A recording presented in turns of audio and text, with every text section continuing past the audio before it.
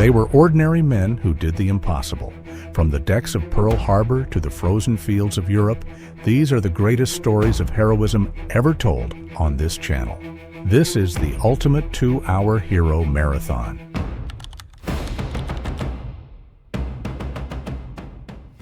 In November 1944, a battalion of American tanks rolled up to the front line in France, and the soldiers already there stopped what they were doing to stare, not because of the tanks, because of the men inside them. 700 soldiers, every one of them black, the first African-American tank battalion ever sent into combat by the United States Army. And almost every white officer up that chain of command had said the same thing about them.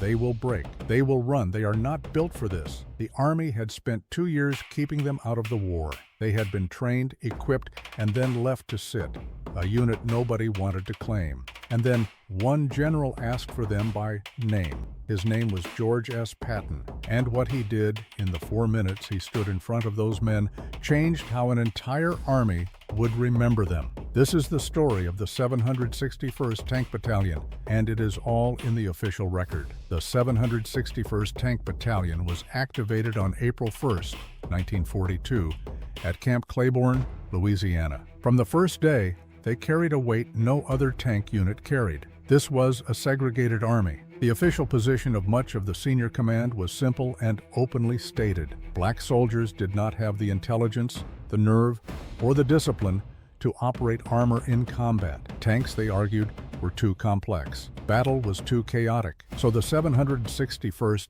was given a different job, to prove a point its own army did not want proven. They trained at Camp Hood, Texas. They trained longer and harder than almost any armored unit in the country because they understood something their instructors said out loud. Any mistake would not be called a mistake. It would be called proof. They drilled until they were, by the measurement of their own training scores, one of the best prepared tank battalions in the United States Army. And still, the war went on without them.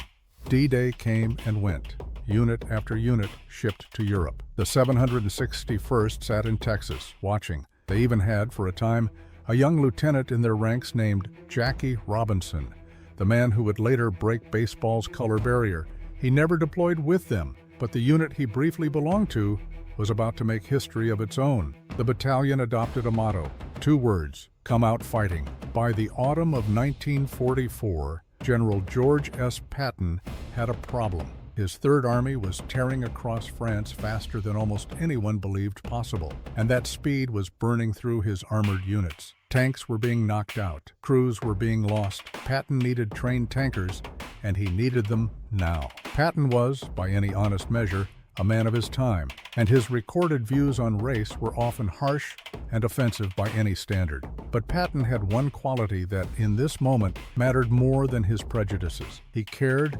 above almost everything, about winning, and he had been told there was a fully trained, combat-ready tank battalion sitting unused in Texas. He didn't care who told him they would fail. He sent for the 761st. In late October 1944, the battalion finally crossed into France, and on a cold morning at the front, the men of the 761st were ordered to form up. A convoy approached. Out of it stepped the most recognizable general in the American Army. Patton climbed up onto the hood of a vehicle so every man could see him. 700 soldiers stood in the cold and waited to hear what the legend would say about them. What Patton said next was remembered, written down, and repeated by the men who stood there for the rest of their lives. He told them the truth, bluntly, the way Patton told everyone everything. He told them they were the first black tankers ever to fight in the American Army. He told them the eyes of their people and the eyes of the whole country were on them. And then he said the part that those men never forgot. He told them he would never have asked for them if they were not good. He said he had nothing but the best in his army. And he said he did not care what color they were, as long as they went up the line and killed the enemy. For soldiers who had spent 2 years being told, officially and to their faces, that they were not good enough, to hear the most famous general in America say, "I asked for you because you are the best I could get," that was not a speech. That was a door finally opening. One veteran of the 761st put it simply years later. He said no one had ever talked to them like Soldiers before. Patton did. And then Patton did something more important than talk. He sent them into the fight. The 761st Tank Battalion entered combat in early November 1944, and the prediction that they would break did not just fail, it failed completely, and in front of everyone. They fought through France. They fought through the brutal cold of the Battle of the Bulge, when Hitler's last great offensive nearly split the Allied line. They were among the units that helped breach the Siegfried Line, the fortified wall guarding Germany itself. They did not fight for a week or a month. The 761st was in nearly continuous combat for 183 days. The cost was real. They took heavy casualties. They lost tanks and they lost men. Men who had trained for years just to be allowed to die for a country that had not yet decided to treat them as equal. And in the middle of that fighting stood a man named Staff Sergeant Reuben Rivers. During the advance, Rivers's tank hit a mine. His leg was torn open to the bone. The medics wanted to evacuate him.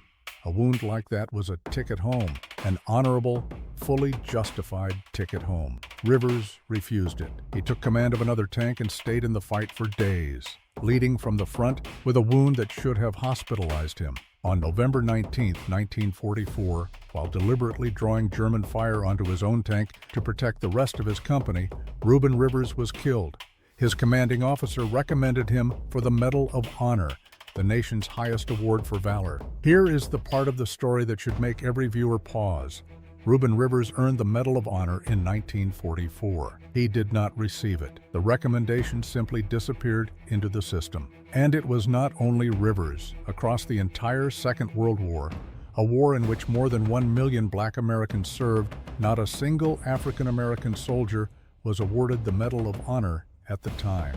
Not one. The 761st came home in 1945 to a country still segregated. The men who had helped break the Siegfried Line went back to states where they could not vote, could not eat at the same counters, could not be buried in the same cemeteries as the white soldiers they had fought beside. For decades, the official record stayed quiet about them. It took until 1978, 33 years after the war, for the 761st Tank Battalion to finally receive the Presidential Unit citation it had earned in combat. And it took until 1997, 52 years after the war ended, for the United States to finally review the record and award the Medal of Honor to 7 black soldiers of World War II who had been passed over because of their race. One of those 7 was Staff Sergeant Reuben Rivers.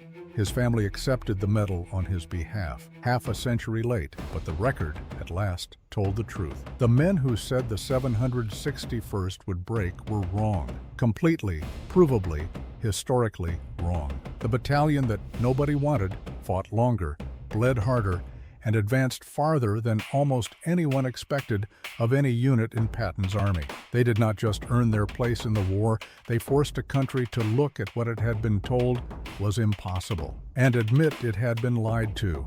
Patton was no saint, and this story does not pretend he was. But on one cold morning in France, when it would have cost him nothing to keep ignoring 700 trained soldiers, he asked for them instead. He told them they were the best he could get, and they spent the next 183 days proving him right. History remembers Patton for the pearl-handled pistols and the speeches.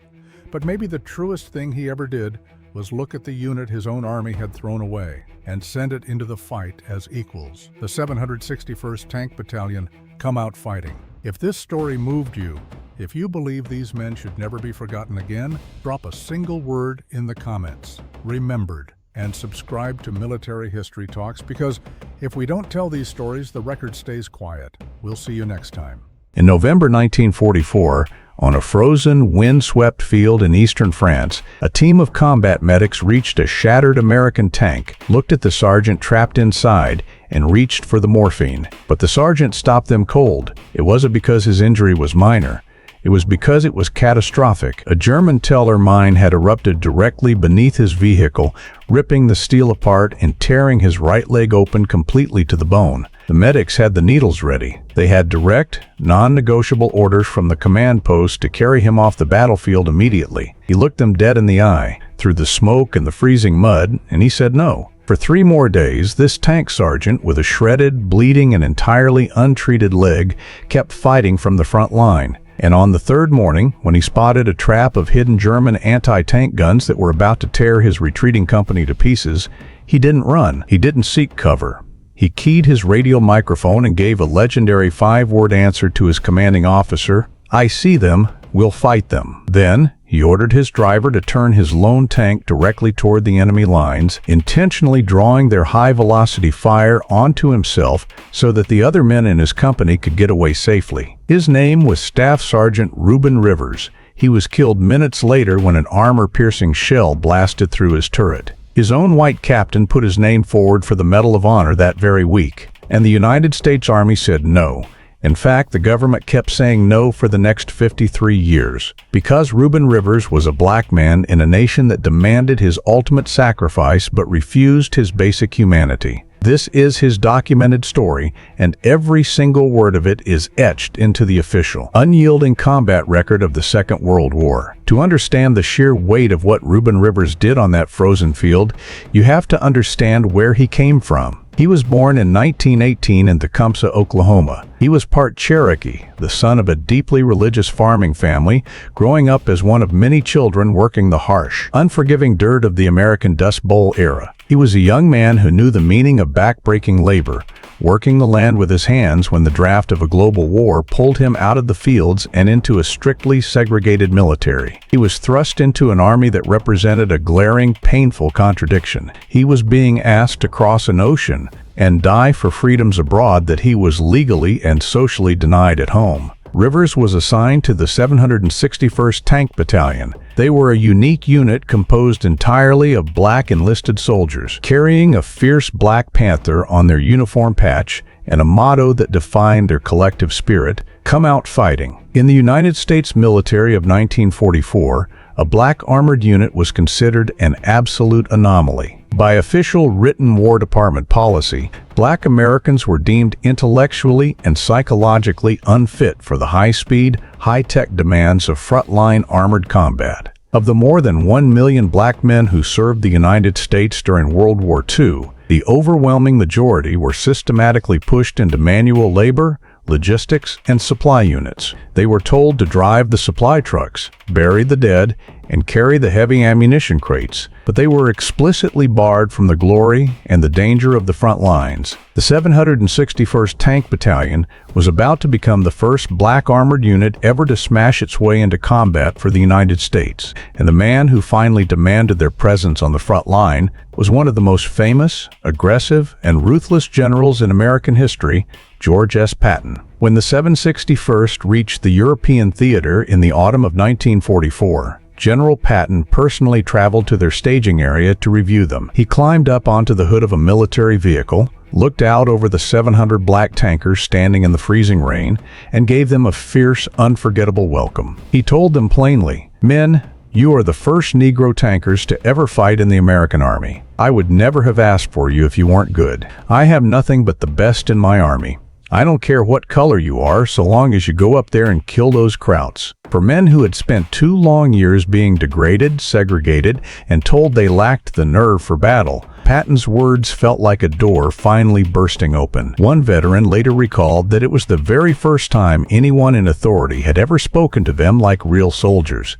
But history is rarely simple, and the truth of this story is far more complex. In private, behind closed doors, and within the pages of his personal diary, Patton did not believe in these men at all. After reviewing the battalion, he wrote confidentially that they had made a good first impression, but noted that he had, in his own words, no faith in the inherent fighting ability of the race. Years later, even after witnessing the jaw-dropping heroism of the 761st, Patton wrote cold words in his memoir, claiming that a colored soldier cannot think fast enough to fight in armor. One of the greatest tactical commanders of the war looked at Reuben Rivers and his brothers and saw men he fully expected to break and run at the first sound of artillery. The Black Panthers were about to spend the next 6 months proving him entirely, historically wrong. The 761st landed in France and immediately raced an astonishing 400 miles in just 6 days to catch up with the blistering pace of Patton's Third Army. When they finally hit the front line,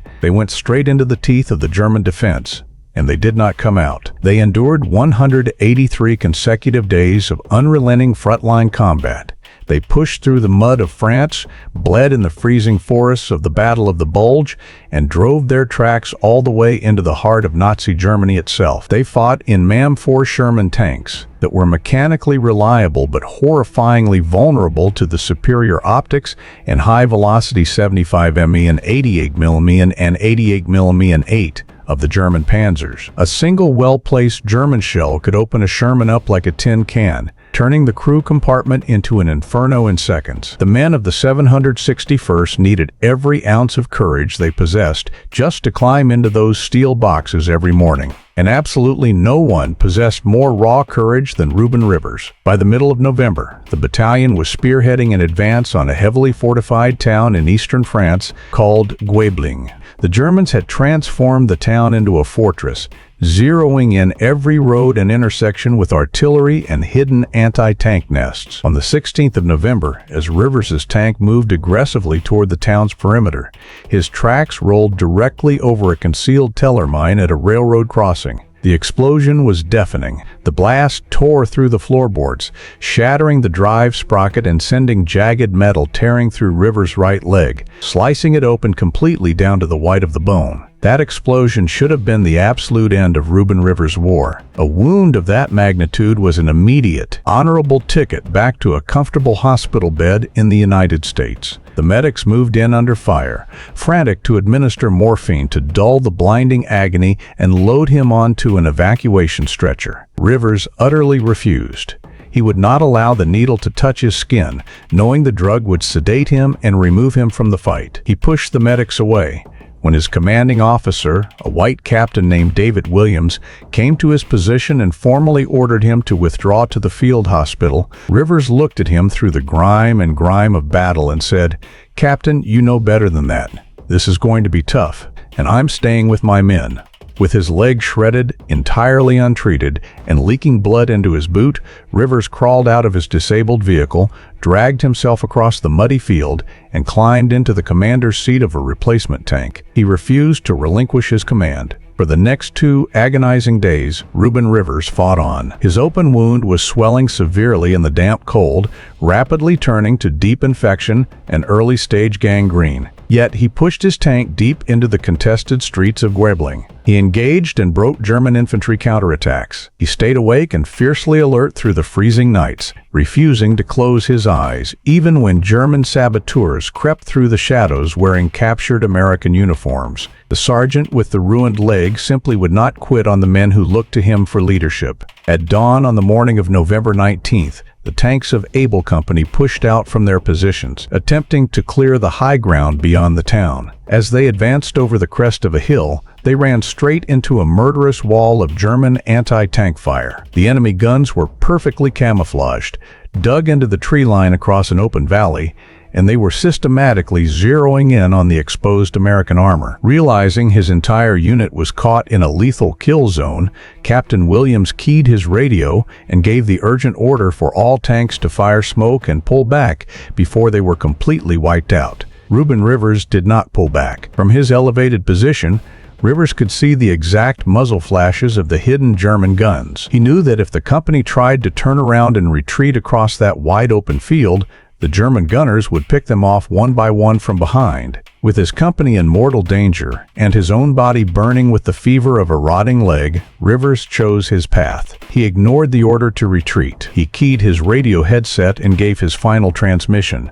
"I see them. We'll fight them." Rivers ordered his driver to accelerate directly toward the German lines. He didn't seek cover. He drove straight out into the open valley, firing his 75mm main gun as fast as the loader could shove shells into the breach. He made his tank the loudest, most aggressive, and most obvious target on the battlefield. He deliberately drew the entire fury of the German anti-tank defense away from his retreating company and squarely onto himself. It worked. The German batteries shifted their focus, ignoring the retreating American tanks to concentrate their fire on Rivers' lone, charging Sherman. High-velocity rounds tore through the air around him. Then a direct hit smashed through the frontal armor of the turret. Staff Sergeant Reuben Rivers was killed instantly, He was 26 years old. He died exactly the way he had lived for the previous 3 days, putting his own physical body directly between the enemy and the men he swore to protect. Captain David Williams had watched the entire 3-day epic unfold through his binoculars. He had heard Rivers take that final defiant stand over the radio. As soon as the battle smoke cleared, Williams did what an honorable commander is supposed to do. He gathered eyewitness statements and formally recommended Staff Sergeant Reuben Rivers for the Medal of Honor, the absolute highest decoration for valor the United States can bestow. The recommendation went into the bureaucratic machine of a segregated War Department, and it went absolutely nowhere. During the entire course of the Second World War, the United States military awarded 432 medals of honor to its soldiers, sailors, and airmen. Of the more than 1 million black Americans who put on the uniform, bled, and died for their country, the number who received that medal at the time was exactly 0. Not a single one. Men like Reuben Rivers earned it in the mud and the blood of the battlefield, but a deeply prejudiced military command structure made sure their names were systematically buried before they could ever reach the desk of the president. The heroes of the 761st Tank Battalion came home in 1945 to an America that was completely unchanged. The men who had broken the Siegfried Line and liberated concentration camps returned to states where they were legally barred from voting, forbidden from eating at the same lunch counters as white citizens, and denied burial in the same military cemeteries as the white soldiers who had fought right beside them. But Captain David Williams refused to let the fire die out. He spent the next 50 years of his civilian life writing letters, gathering records, and fighting the Pentagon, refusing to let the memory of his sergeant be forgotten by history. It took until the 1990s for the nation to finally look itself in the mirror. In 1993, the United States Army finally commissioned an independent academic study to investigate why no black soldier had received the Medal of Honor for their service in World War II. The researchers concluded that while they found no single written document explicitly ordering the denial of medals based on race, a pervasive, institutional climate of racism had intentionally buried the extraordinary deeds of these men for half a century. They identified a group of black soldiers whose valor was undeniably worthy of the nation's highest award. The military approved the findings, but so much time had passed that the statutory legal limit for awarding World War II medals had long expired. The United States Congress had to step in, passing a special, historic act of legislation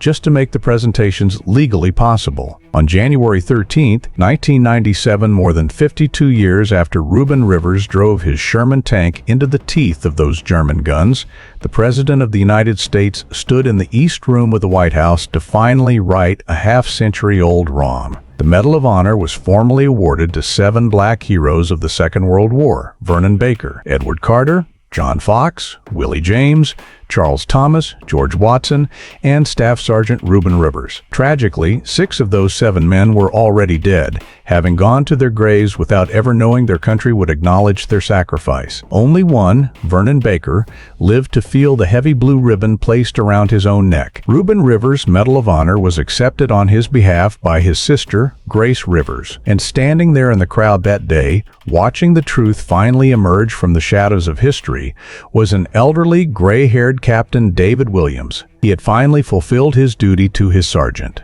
History will always remember General George S.S. Patton for his pearl-handled pistols, his sweeping armored victories, and his legendary speeches. But history should remember just as clearly the young tank sergeant from Oklahoma who heard absolutely nothing of those doubts, who fought on an open, infected wound with no pain relief for 3 long days, and who turned his tracks directly toward the enemy guns so that other men could live to see tomorrow.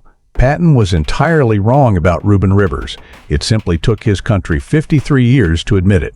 Today, Staff Sergeant Reuben Rivers lies at rest under a white marble cross in the Lorraine American Cemetery in France, resting deeply among the very same brothers in arms he completely refused to leave behind. In the United States Army, every soldier carries a weapon. It is the first rule of war. It is not a request. But in 1942, one man walked into a recruitment office, raised his right hand to serve his country, and refused to touch a gun. Not once, not in training, Not in combat, not ever. His own army called him a coward. His officers tried 3 separate times to throw him out. The men in his own platoon threw boots at him while he prayed. And 3 years later, that same man would stand alone on a cliff in the Pacific and save 75 lives without ever firing a shot. This is the story of Desmond Doss, and it is all in the official record. Desmond Thomas Doss was born in Lynchburg, Virginia in 1919, a quiet, deeply religious young man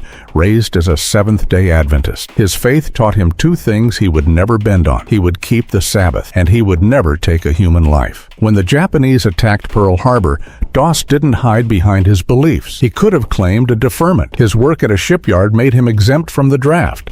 He refused the exemption.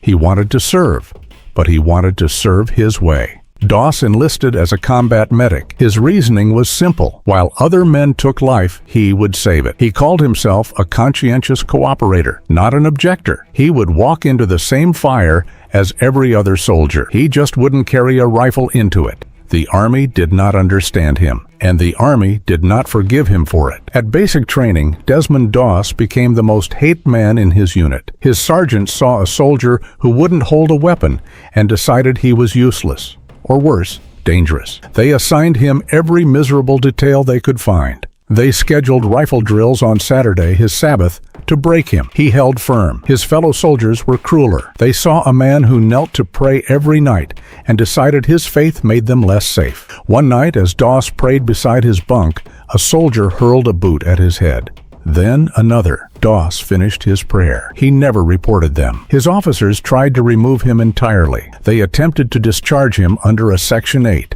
a classification for those mentally unfit to serve. They tried to court-martial him for refusing a direct order to carry a weapon. Doss stood his ground every single time. He told them he would not break the laws of God to follow the orders of men. The Army could not legally force a rifle into his hands, and finally, reluctantly, they let him deploy. They sent the man they had tried to discard straight into the worst fighting in the Pacific. Private Doss shipped out with the 77th Infantry Division, Guam, Leyte, brutal island fighting, jungle to jungle. And something began to change. The men who had thrown boots at him watched him crawl into open fire, unarmed, to drag the wounded to safety. They watched a man with no weapon and no cover refuse to leave anyone behind. The coward they had mocked was, it turned out, one of the bravest men any of them had ever seen. Doss earned 2 Bronze Stars for valor before his division ever reached the place that would make him a legend. In the spring of 1945, the 77th was ordered to take Okinawa. And on that island stood a 400-foot cliff the soldiers had a name for. They called it Hacksaw Ridge. The Maeda Escarpment was a sheer rock wall. To reach the top, American soldiers climbed cargo nets straight up the face of it. Waiting at the top was a fortress. The Japanese had spent months turning the ridge into a honeycomb of tunnels, caves, and hidden machine gun nests. Climb the cliff, and you climbed directly into their guns. On May 5, 1945, Doss's company reached the top and walked into an ambush. The Japanese opened fire from every direction at once. Within minutes, the assault collapsed. Dozens of Americans were cut down. The order came down the line. Retreat. Get back over the edge. Get off the ridge. Every able-bodied man scrambled back down the cliff. Every man, except one. Desmond Doss looked at the wounded scattered across that ridge, men bleeding, men crying out, men who could not move, and the man who would not carry a weapon made a decision that should have killed him. He stayed. For the next 12 hours, Desmond Doss was alone on top of Hacksaw Ridge, with the entire Japanese army. He crawled from wounded man to wounded man through ground the enemy now controlled. He tied tourniquets. He packed wounds.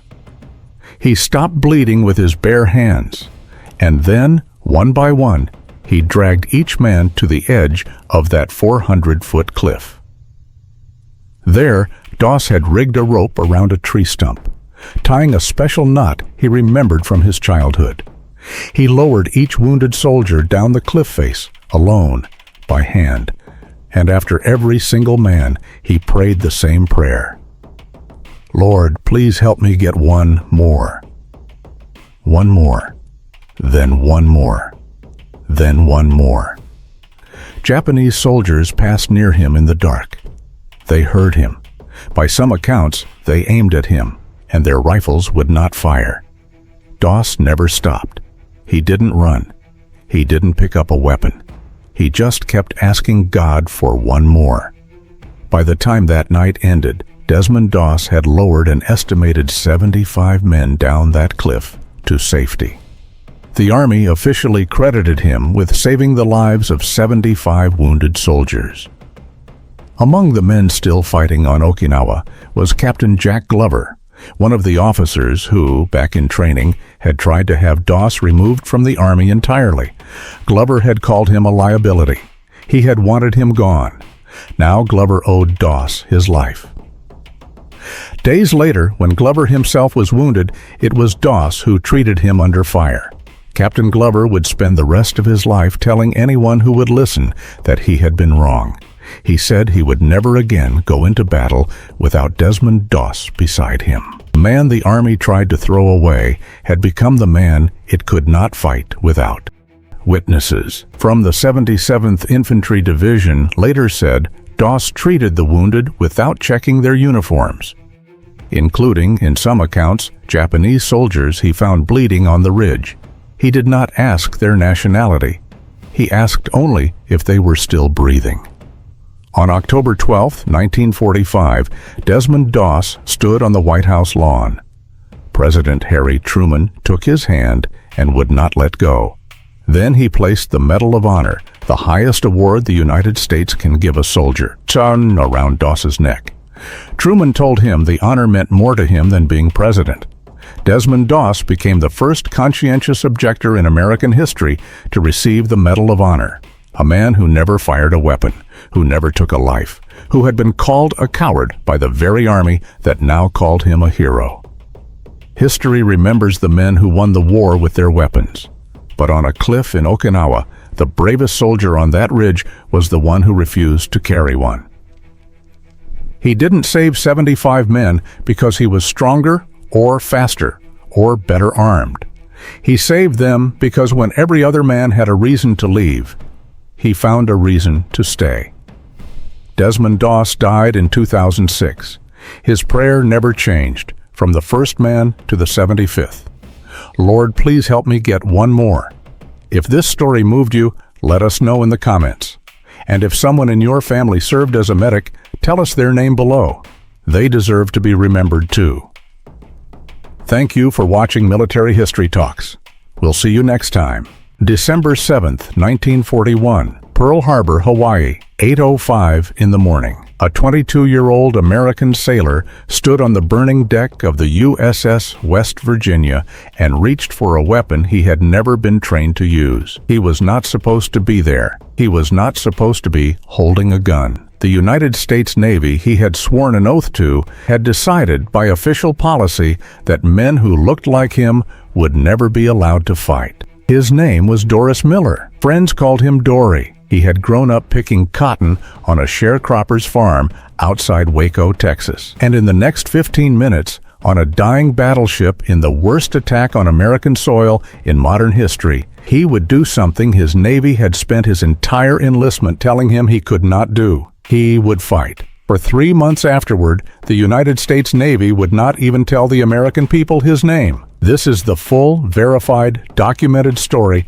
of Doris Miller, what he did at Pearl Harbor, what was done to him in return, and the 80-year fight to finally give him the honor he earned. Every word of it is in the official record. If you served, if your father served, if your grandfather served, this is for them. Welcome to Military History Talks. To understand Doris Miller, you have to understand the world he was born into. He came into this world on October 12, 1919, on a small farm in McLennan County, Texas, about 6 miles outside of the town of Waco. He was the third of 4 sons born to Connery and Henrietta Miller, sharecroppers, which in the American South of 1919 was a kind of poverty most Americans alive today cannot imagine. The midwife who delivered him expected a girl. She had told Connery and Henrietta to pick a girl's name. When the boy arrived, the name stuck. Doris. It was not a misprint. It was not a clerical error.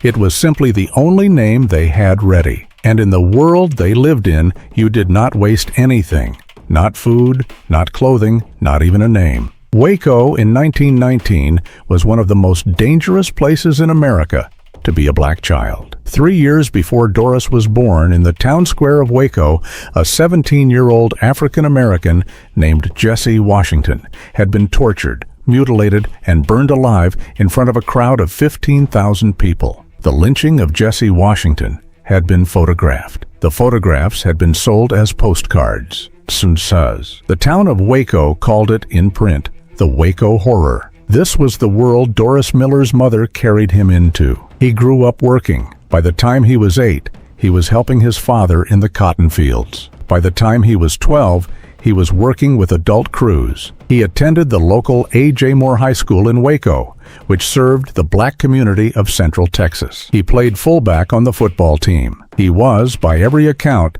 an enormous young man, over 6 feet tall, more than 200 pounds, with the kind of shoulders that come from real labor in real fields. But by 1939, the family farm was failing. The Depression had not loosened its grip on Texas. Doris Miller, 20 years old, with no money, no prospects, and 3 brothers, did what poor American men have done for 2 centuries. He went to a recruiter. On September 16, 1939, 2 weeks after Hitler's tanks rolled into Poland, Doris Miller enlisted in the United States Navy. He believed, by every account he gave later in his life, that the Navy would let him serve his country.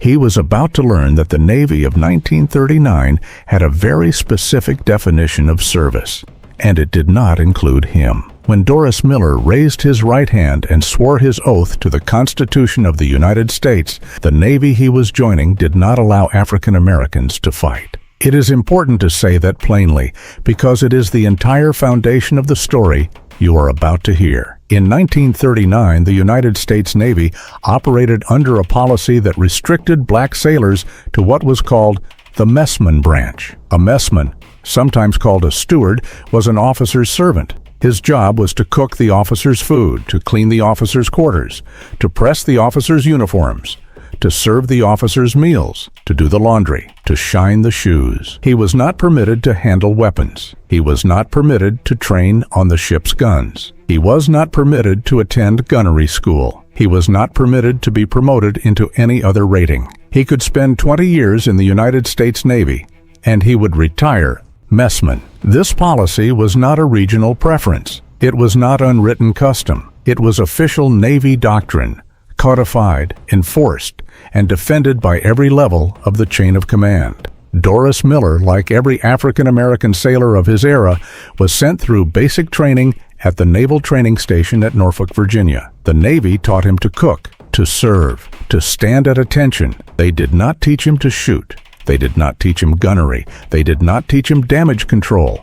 What they could not stop him from learning on his own was how to fight with his fists. By 1940, Doris Miller had become the heavyweight boxing champion of the USS West Virginia. 6'3", over 200 pounds, and at 21 years old, still growing. The sailors of the West Virginia called him Dory. They told stories about him in the mess hall. Even the white sailors, who would never have served beside him in combat, respected what he could do in the ring. In January 1940, he was assigned to the USS West Virginia, a Colorado-class battleship, one of the most powerful warships in the United States Navy. He served as Mess Attendant 3rd Class. He was promoted to Mess Attendant 2nd Class. He cooked. He served. He cleaned.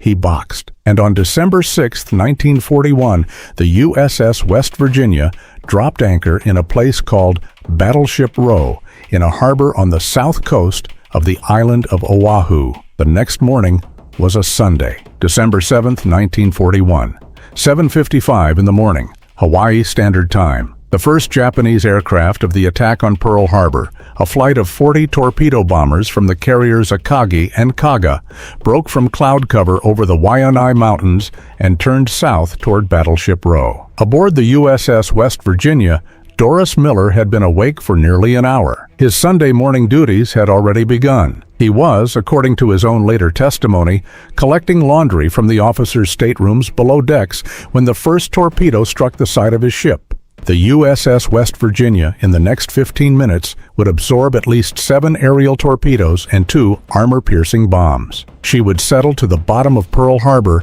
with 106 members of her crew dead and another 52 wounded. But the first thing every man aboard her did when the attack began was move to his battle station. For Doris Miller, that station was a place the Navy called Times Square, the central passageway near the ship's anti-aircraft magazines. Every mess attendant on the West Virginia, when General Quarters was called, was assigned to Times Square to pass ammunition, not to fire weapons, to carry the ammunition for the white sailors who would fire them. When Miller arrived at Times Square, it was gone. A Japanese torpedo had detonated against the magazine bulkhead.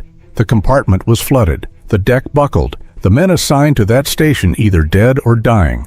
The pathway he had been trained to run to no longer existed. A lieutenant, by the most reliable accounts a junior officer named Frederick White, found Miller standing in the wreckage and gave him a new assignment. The captain of the West Virginia, Captain Mervyn Sharp Bennion, had been hit in the abdomen by shrapnel from a bomb that had detonated on the deck of the nearby USS Tennessee. He was dying on the open bridge. The lieutenant told Miller to come with him. What Doris Miller did next is documented in the official action report filed by the surviving officers of the USS West Virginia, submitted to the Navy on December 11, 1941. He carried Captain Bennion. A 220-pound black mess attendant climbed to the open bridge of a burning battleship under continuous strafing and bombing attack and carried a mortally wounded captain to a place of shelter behind the conning tower. Bennion was already dying. The shrapnel had torn open his abdomen. He refused to be moved from the bridge entirely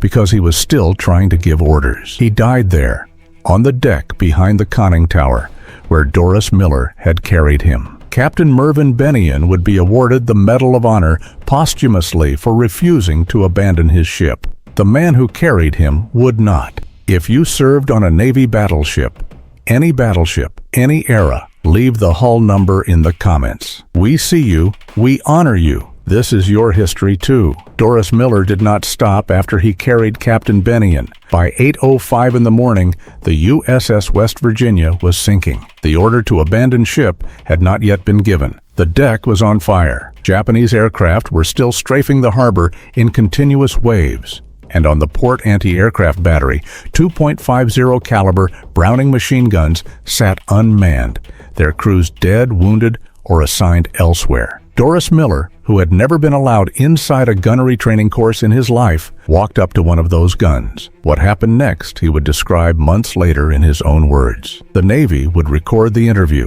The transcript exists. Miller said this: "It wasn't hard.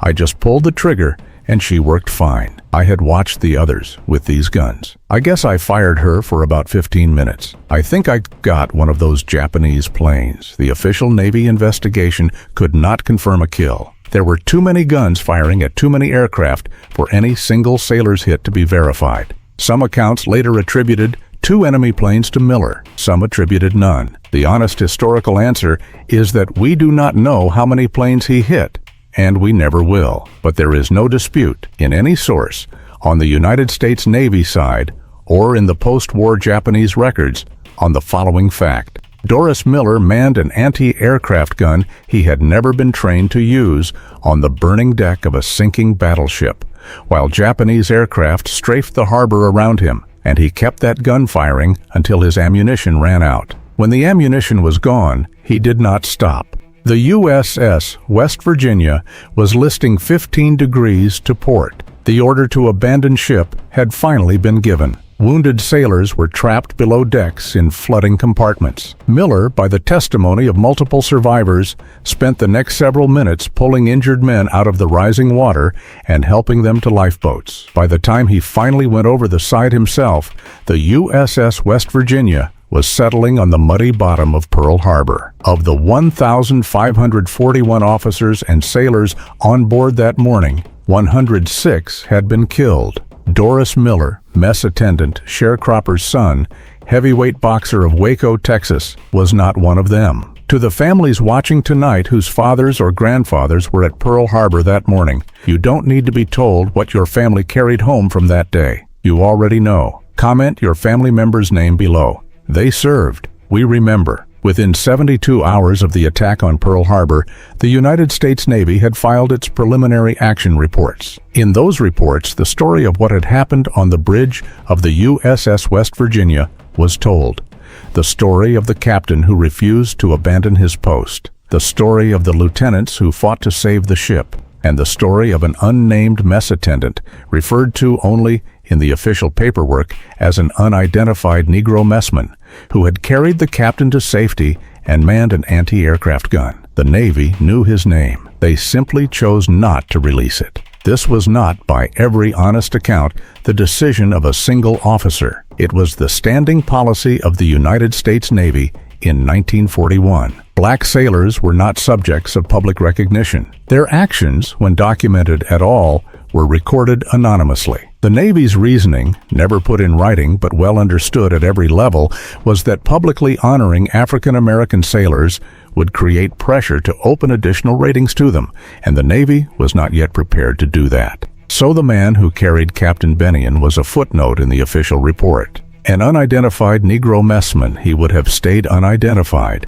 He did not. The black press of the United States in 1941 was small, underfunded, and almost entirely ignored by the white American mainstream. But it existed, and the largest and most aggressive black newspaper in the country, the Pittsburgh Courier, circulation roughly 200,000 at its peak, had picked up the wire reports and noticed something. The Courier's reporters had read the official Navy action reports. They had seen the line about an unidentified Negro messman, and they had begun almost immediately asking a question the Navy did not want asked. Who was he? For 3 months, the Pittsburgh Courier ran a campaign. They demanded the Navy identify the sailor. They wrote editorials. They contacted senators. They interviewed surviving West Virginia crewmen. They were joined week by week by other black newspapers. The Baltimore, Afro-American, the Chicago Defender, the Norfolk Journal and Guide. By March of 1942, the pressure had become unsustainable. On March 14, 1942, the United States Navy released a statement identifying the sailor, Mess Attendant Second Class Doris Miller of Waco, Texas, United States Navy. The Pittsburgh Courier had its answer. The next question, what the Navy was going to do about it, would take another 2 months. The man tasked with deciding what to do about Doris Miller was Admiral Chester W. Nimitz. Nimitz had taken command of the entire United States Pacific Fleet on December 31, 1941, 3 weeks after Pearl Harbor, and the Navy he commanded was, by his own correspondence at the time, a Navy in crisis. Half the battleships of the Pacific Fleet were sunk or damaged. The Japanese were advancing across the Western Pacific, and American morale was on the floor. What Nimitz did with the case of Doris Miller in the spring of 1942 was a decision that would shape American military history for the next 80 years. By the testimony of Nimitz's own staff, the Admiral reviewed Miller's case personally. He read the West Virginia Action Report. He spoke to surviving officers. He examined the question of what award was appropriate for a sailor who had carried a dying captain through enemy fire, manned an anti-aircraft gun he had never been trained on, and helped evacuate wounded shipmates from a sinking battleship.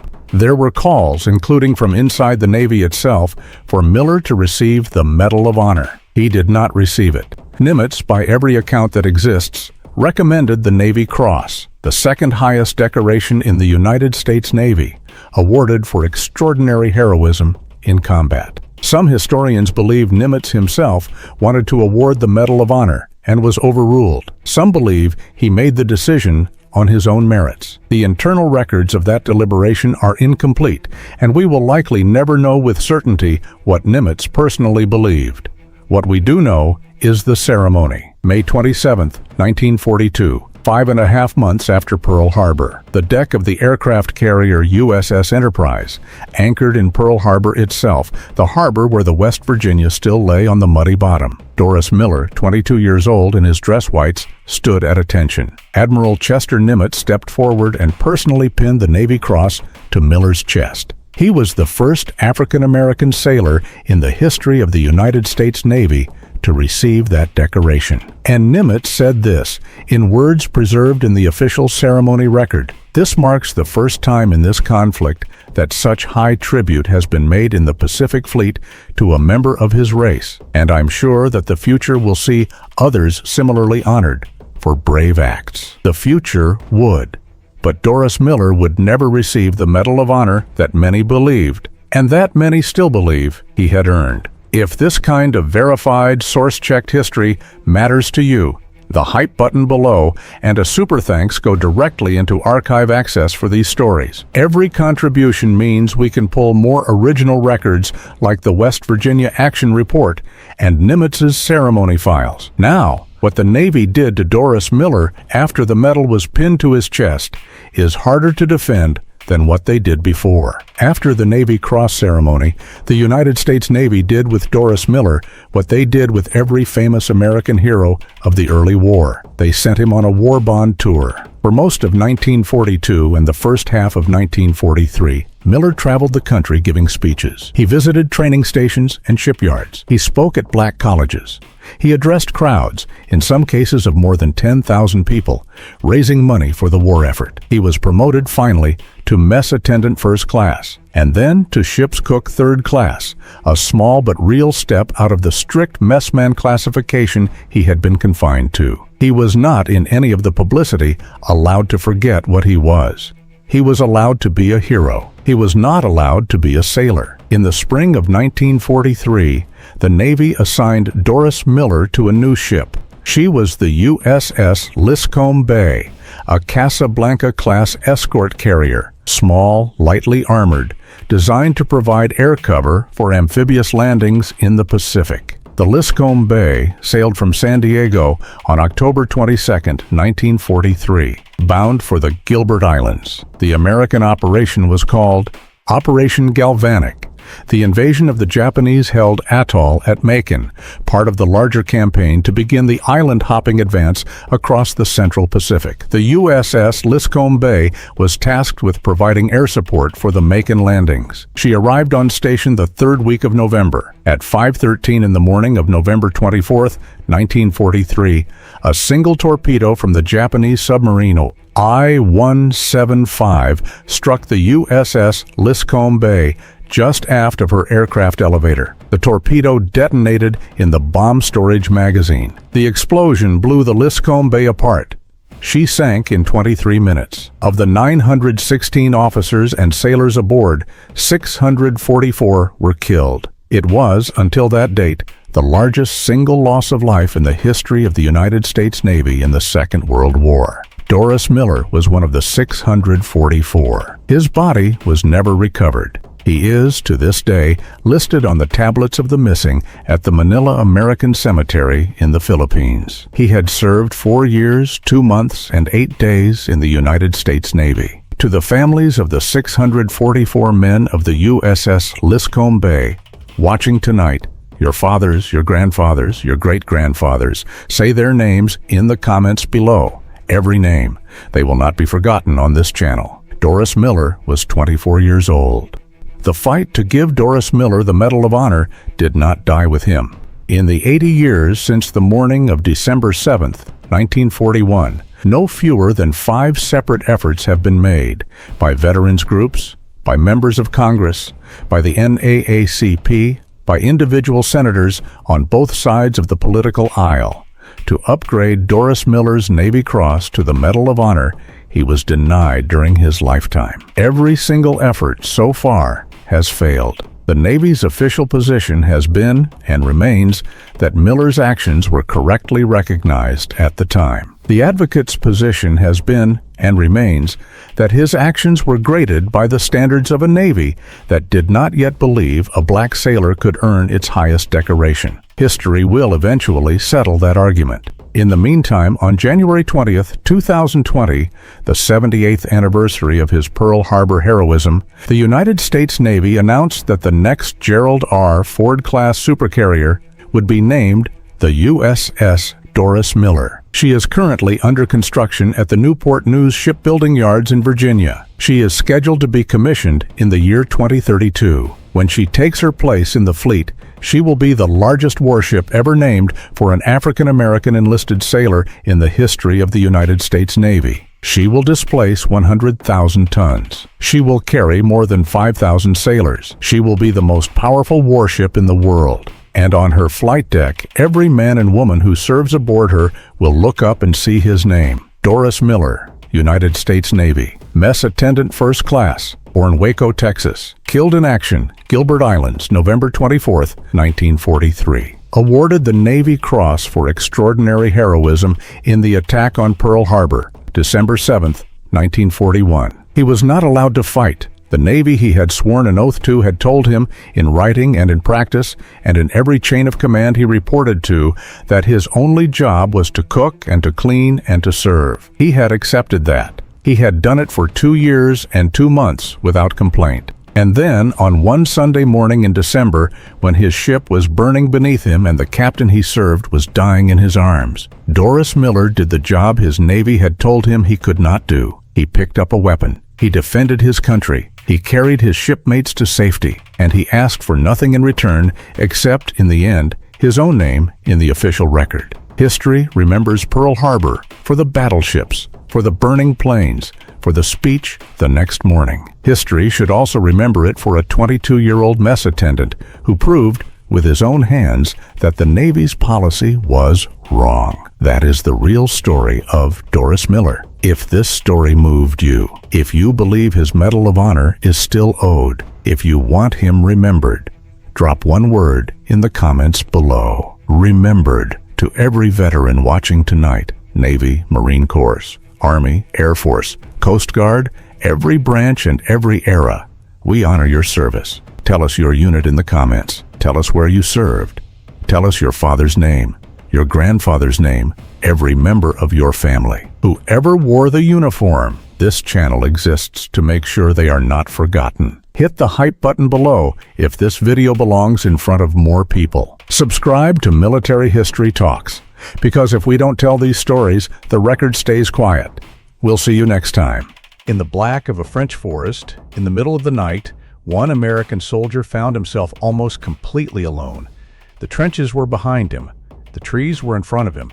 Somewhere in that darkness, German raiders were crawling through the wire with one purpose: break the line, kill the sentries, and drag prisoners back before daylight. Beside him was his partner, Private Needham Roberts. Within moments, Roberts would be badly wounded. Henry Johnson's rifle would jam. The enemy would be close enough to grab Roberts and close enough to kill them both. Johnson had every reason to run. He did not. When his rifle failed, he used it as a club. When the club broke, he reached for the only weapon he had left, a short, heavy blade called a bolo knife. And there, alone in the Argonne forest against a German raiding party far larger than himself, Henry Johnson went to war by hand. By morning, the raid had been shattered. His wounded friend had been saved. The German soldiers had been driven back, and Johnson's body carried 21 wounds from bullets, blades, and shrapnel. France understood what it had witnessed almost immediately. America took 97 years. His name was Henry Johnson. This is his documented story, the story of a railroad porter, a forgotten regiment, a midnight fight in the forest, and a country that needed nearly a century to say the word it should have said from the beginning: hero. Henry Johnson was born in Winston-Salem, North Carolina, around 1892. As a young man, he moved north to Albany, New York, looking for work, dignity, and a future beyond the limits forced on him in the South. By 1917, Johnson was working as a railroad porter.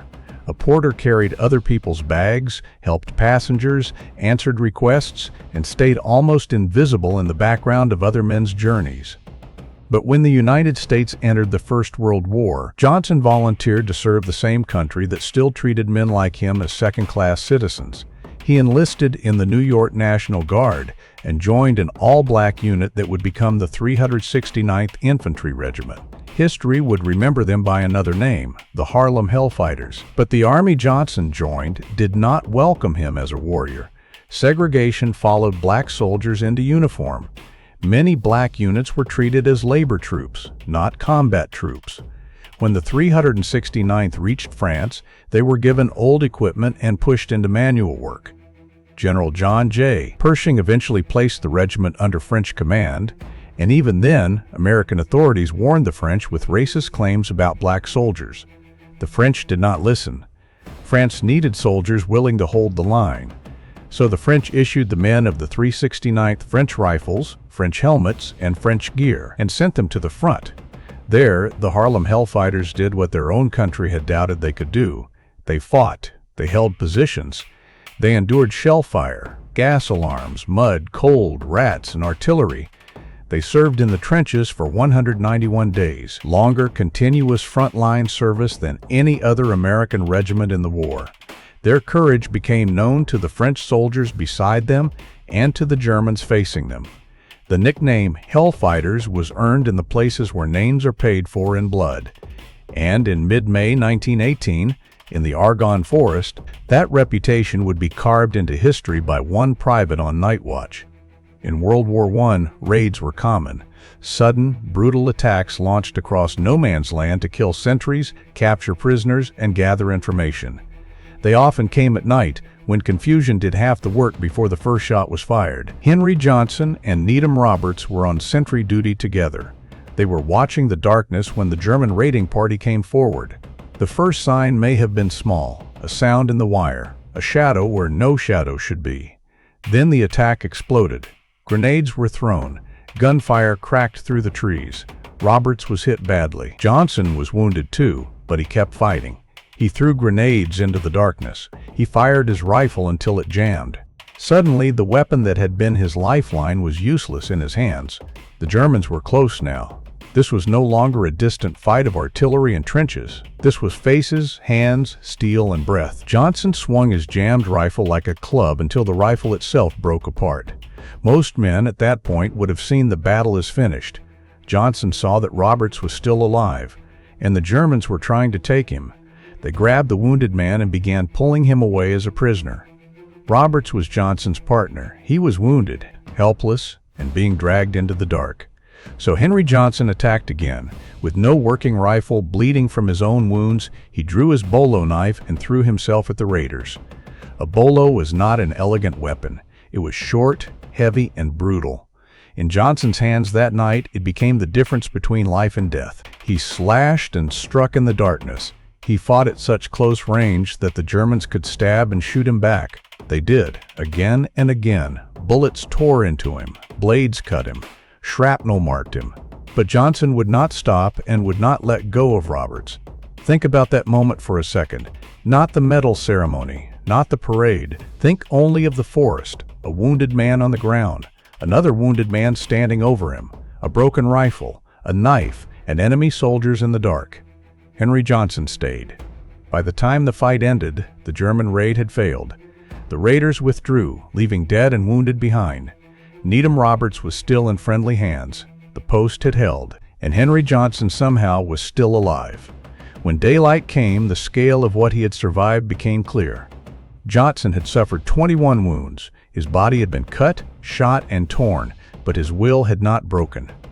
The French recognized his courage with the Croix de Guerre, one of their most respected awards for bravery, with a palm for extraordinary valor.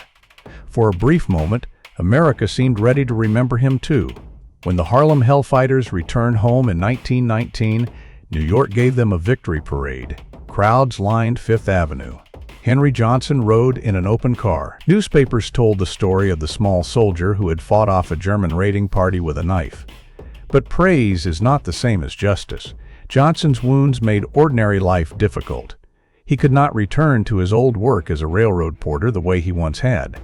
And despite what France had acknowledged, the United States gave him no Medal of Honor, no immediate high American decoration, and no real support equal to what he had sacrificed. The country loved the story when it was useful. Then it let the man disappear. Henry Johnson died in 1929, poor and largely forgotten. The hero of the Argonne became another name buried under the weight of a history that had chosen which soldiers to celebrate and which ones to silence. But the record was not completely silent. Decades later, advocates, historians, veterans, and officials began piecing the truth back together. In 1996, Johnson was awarded the Purple Heart. In 2002, he received the Distinguished Service Cross, the Army's second highest award for valor. To award the Medal of Honor so long after the war, the Army needed proof strong enough to survive every question. That proof came from the archives. Among the documents was a memo from General Pershing himself praising Johnson's conduct after the battle. It was a powerful and bitter discovery. The same Army that had once doubted black soldiers had kept, in its own files, evidence of Johnson's extraordinary courage. On June 2, 2015, 97 years after that night in the Argonne Forest, President Barack Obama stood in the White House and awarded the Medal of Honor to Sergeant Henry Johnson. Johnson had no living close relatives to accept it, so the medal was received on his behalf by a representative of the New York National Guard. The ceremony could not give Johnson back the years he lost. It could not repair his wounds or change the poverty he endured, but it did something history still requires. It put the truth back where it belonged. Henry Johnson was not just a man who fought bravely one night. He proved that heroism does not wait for permission, and he proved that a soldier can be denied recognition by his own time and still leave behind a truth too strong to stay buried forever. History often remembers generals, presidents, and battles with maps spread across tables. But sometimes the whole meaning of a war is found in one small place, a dark patch of forest, a broken rifle, a wounded comrade, and one soldier refusing to step back. The railroad porter from Albany stood alone with a knife and held the line. France called him a hero in 1918. America finally said it in 2015. And now it is our job not to let his name go quiet again. If this story moved you, drop one word in the comments, remembered. And if your family served in the Harlem Hellfighters or in any unit whose courage went unrecognized for too long, tell us their name below so they are remembered here. Subscribe to Military History Talks, because if we do not tell these stories, the record stays quiet. The doctor was certain the man on the table was dead. He had counted the wounds, dozens of them, and he reached for the zipper of the body bag to close it over the soldier's face. And in the last second before it shut, the dead man gathered everything he had left, and he spat in the doctor's face. That spit saved his life. The doctor stopped. He checked again. And he realized the impossible, that after 6 hours in hell, after 37 separate wounds from bullets and shrapnel and a bayonet, this man was somehow still alive. His name was Master Sergeant Roy Benavidez, and what he had just done to earn those 37 wounds is one of the most staggering acts of courage in the history of the United States Army. This is his documented story, and every word of it is in the official record. Roy Benavidez was born in 1935 in a small town in Texas, the son of a Mexican-American father and a Yaqui mother. By the time he was 7 years old, both of his parents had died of tuberculosis, and Roy and his brother were raised by relatives. He shined shoes at a bus station, he worked the cotton and sugar beet fields, and he dropped out of school as a boy to help feed his family. There was nothing in that hard, poor childhood that promised greatness. But there was something in Roy Benavidez that refused to quit, and the world was about to find out exactly how much. He joined the Army, earned his place among the elite special forces, the Green Berets, and went to Vietnam. And on his first tour in 1965, He stepped on a landmine. The blast damaged his spine so badly that the doctors told him he would never walk again and that he would be medically discharged. For Roy Benavidez, that was simply not acceptable. Night after night, against his doctor's orders, he dragged himself out of his hospital bed and used the wall to force his ruined legs to move, an agony that, by his own admission, often left him in tears.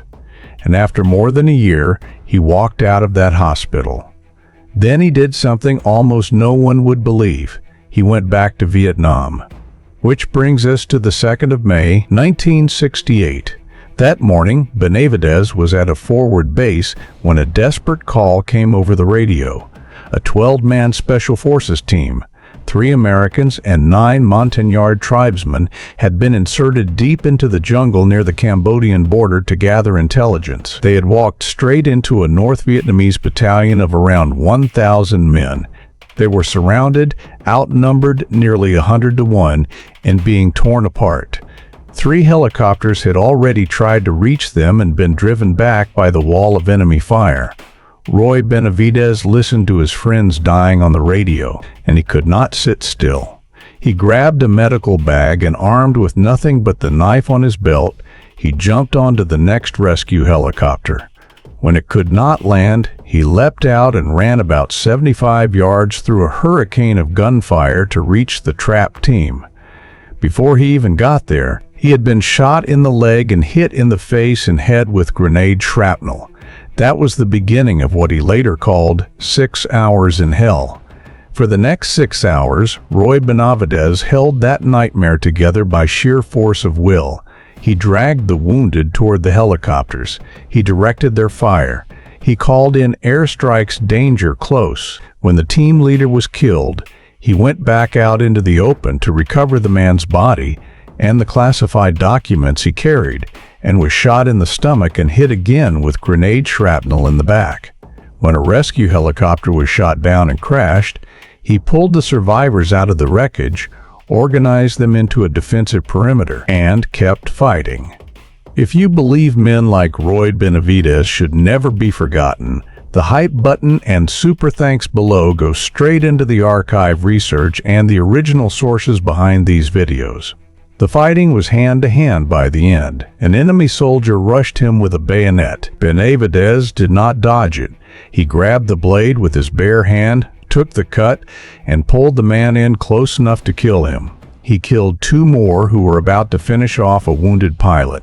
And finally, holding his own intestines inside his body with one hand, nearly blind from the blood running into his eyes, he made sure no wounded man and no classified document was left behind, and he let himself be pulled onto the last helicopter. By the time they reached base, he looked dead. 37 wounds, a shattered jaw. They were closing the body bag when he spat in the doctor's face. His actions that day saved the lives of at least 8 men, but here is where his country almost failed him. Roy Benavidez was awarded the Distinguished Service Cross, a high honor, but not the highest. To receive the Medal of Honor, the Army required an eyewitness account of his actions, and Benavidez believed every man who had seen what he did that day was dead. For years, the case went nowhere. The time limit on the medal expired. And then, in 1980, on the other side of the world, a man named Brian O'Connor, the radio man Benavidez had believed killed, read a newspaper story about him while on holiday. O'Connor had survived. He had been there. He wrote a 10-page eyewitness account of the 6 hours in hell, and it was the missing piece. On the 24th of February, 1981, 13 years after that jungle clearing, President Ronald Reagan placed the Medal of Honor around Roy Benavidez's neck at the Pentagon. Reagan turned to the press and said, "If the story of his heroism were a movie script, you would not believe it." Roy Benavidez spent the rest of his life speaking to young people, telling them that the way out was service and purpose, not the streets. He died in 1998 at the age of 63. When asked if he thought he had done something extraordinary that day, he refused the word. "No," he said, "that's duty."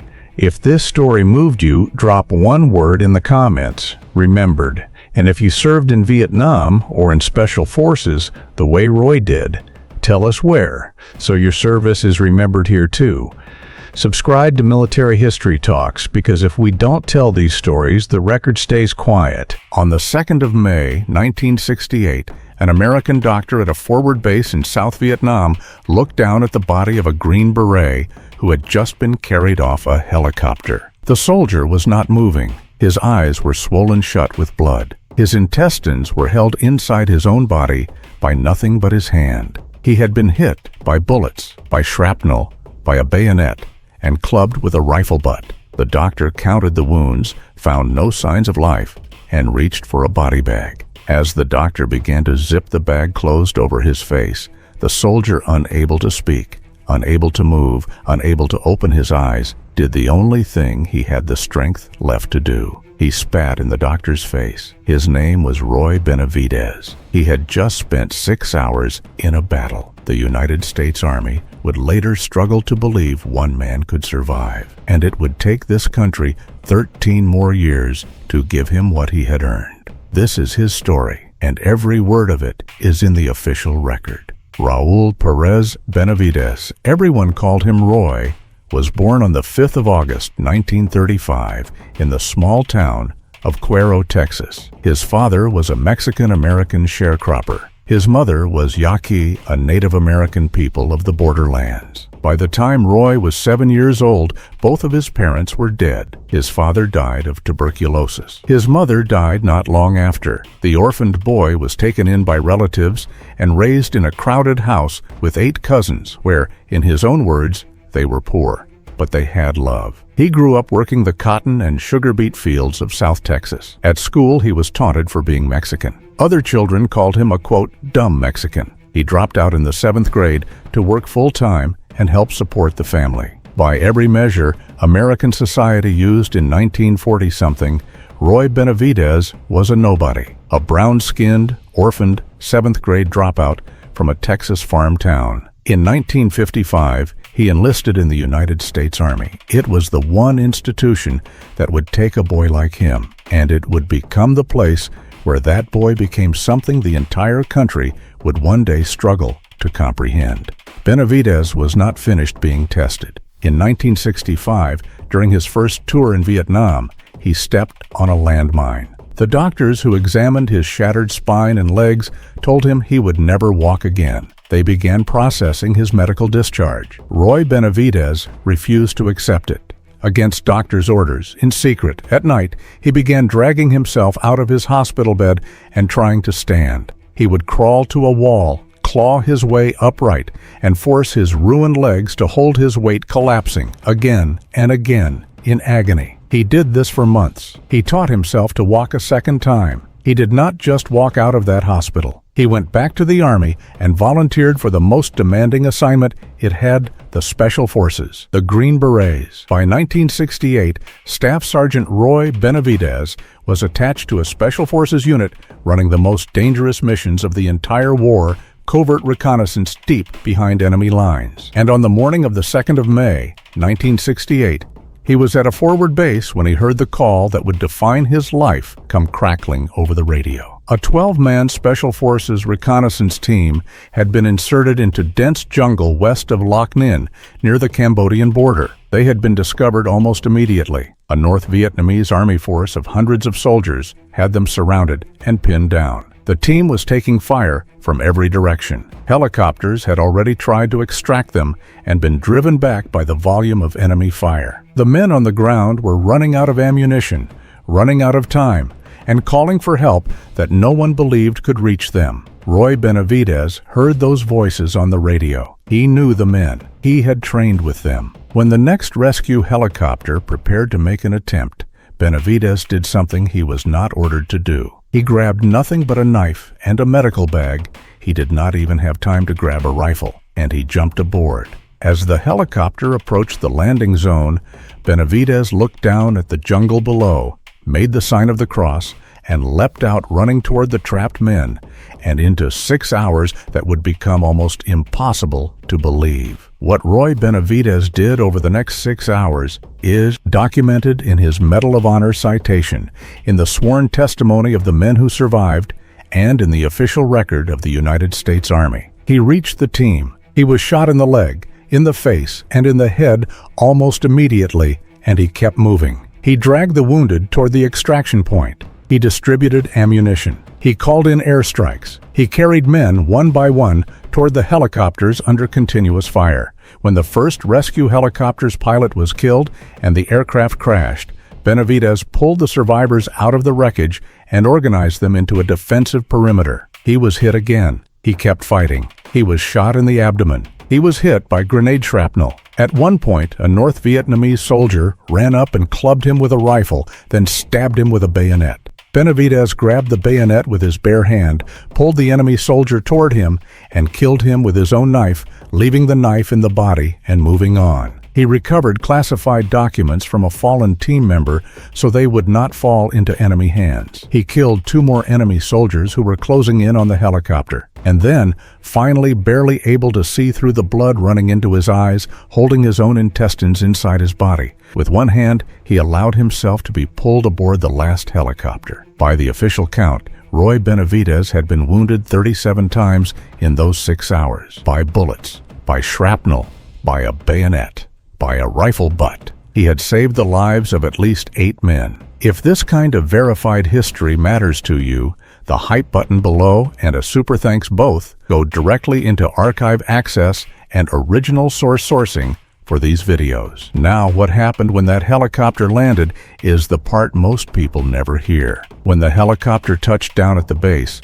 the doctors who came to meet it found a man they were certain was already dead. Roy Benavidez could not speak. He could not move. He could not open his eyes. He had lost an enormous amount of blood, and he showed no visible signs of life. A doctor examined him, found nothing, and made the call. They began to place Roy Benavidez into a body bag. As the bag was being zipped shut over his face, Benavidez summoned the last of his strength, and he spat in the doctor's face. It was the only signal he could give that he was still alive. It was enough. The doctor stopped, looked closer, and rushed him into surgery. Roy Benavidez survived. He spent nearly a year recovering in hospitals.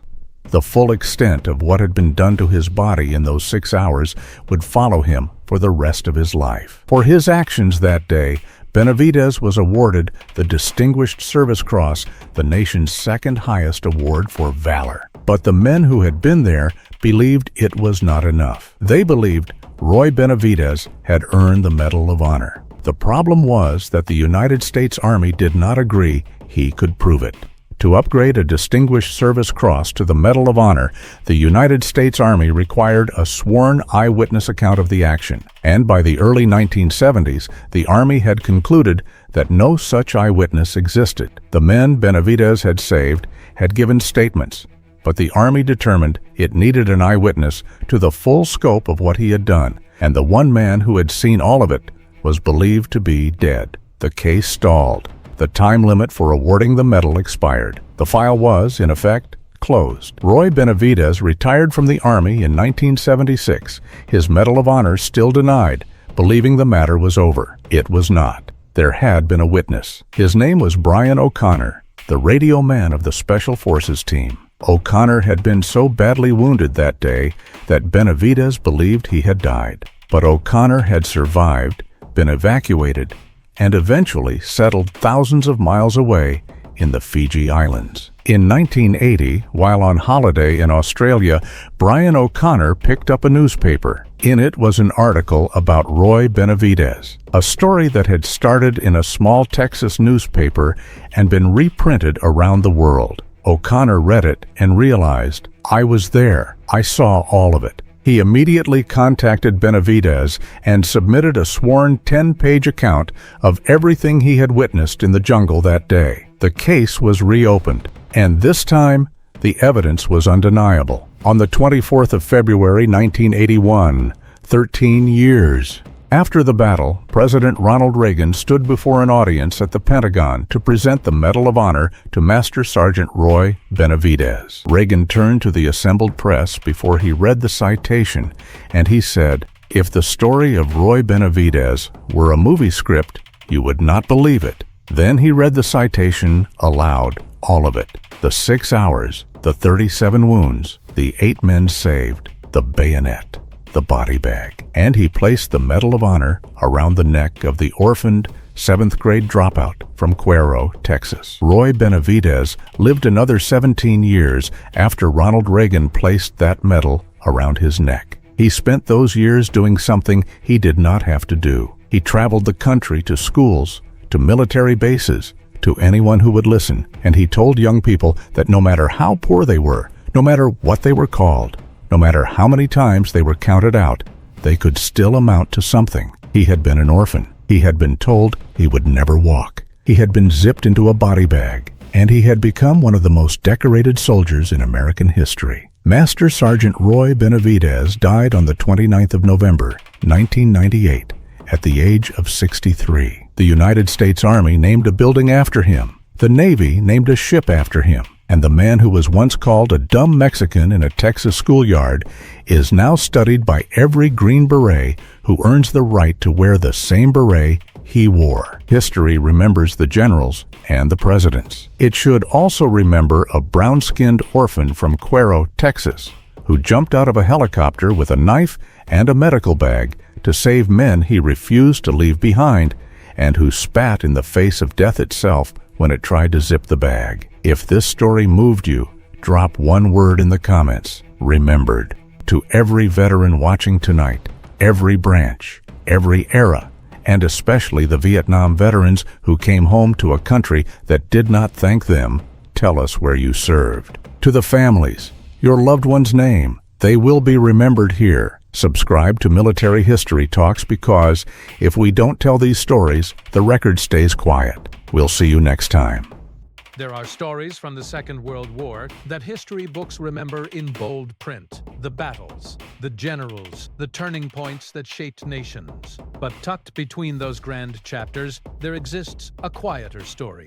A story not of strategy or politics, but of friendship, of loyalty, of an unlikely bond formed between exhausted soldiers and an orphaned bear cub, somewhere on a dusty road between Siberia and Persia. This is the story of Wojtek. To understand how a bear came to wear a Polish military uniform, we must first understand the world that made such impossible things possible. September 1930-9. Poland found itself caught between two giants. From the west came Hitler's Wehrmacht, rolling across the border with mechanized fury. And just 17 days later, from the east, Stalin's Red Army advanced to claim their share. Poland, a nation that had only regained its independence 20 years earlier, was being carved apart once again. Over 400,000 Polish soldiers and civilians were captured by Soviet forces. Many were sent to labor camps scattered across Siberia, that frozen wilderness where winters lasted 8 months and hope was a luxury few could afford. These men worked, they suffered, they waited. And then, in 1941, everything changed. Hitler betrayed Stalin. German forces poured into the Soviet Union, and suddenly, the enemy of Poland's enemy needed friends. An agreement was reached. Those Polish prisoners, the ones who had survived the camps, were to be released. They would form a new army and join the fight against Nazi Germany. Thousands of weakened, malnourished men began a long march southward, through Kazakhstan, through Uzbekistan, through the mountain passes of Persia. They were heading toward the Middle East, where they would regroup, rebuild, and eventually return to the war. It was on this journey, somewhere in the hills of Iran, that fate intervened in the most unexpected way. Picture the scene. A column of tired soldiers, still bearing the marks of captivity on their gaunt faces, making their way along a mountain road. The year is 1942. These men have already survived more than most people endure in a lifetime. And there, by the roadside, stands a young Iranian shepherd boy. He carries a burlap sack, and inside that sack, something moves. The soldiers gather around, curious. The boy opens the sack, and there, blinking in the sudden light, is a Syrian brown bear cub, small enough to hold in your arms. Soft fur the color of summer wheat, eyes dark and frightened. The cub's mother had been killed by hunters. The boy had found the orphan alone, hungry, and terrified. He had been caring for it as best he could, but he had little to offer. One of the soldiers, a young man named Piotr, made a decision. He traded a few tins of food, perhaps a knife, perhaps some coins. The exact exchange has been lost to time, but the result was clear. The bear cub now belonged to the 2nd Polish Corps. They named him Wojtek. In Polish, it means joyful warrior, or he who enjoys war. It was meant as a joke, of course. This tiny, helpless creature knew nothing of war, but he would learn. The care of young Wojtek fell primarily to a soldier named Henryk Zakharowicz. From the very beginning, a bond formed between man and bear that would last the rest of their days together.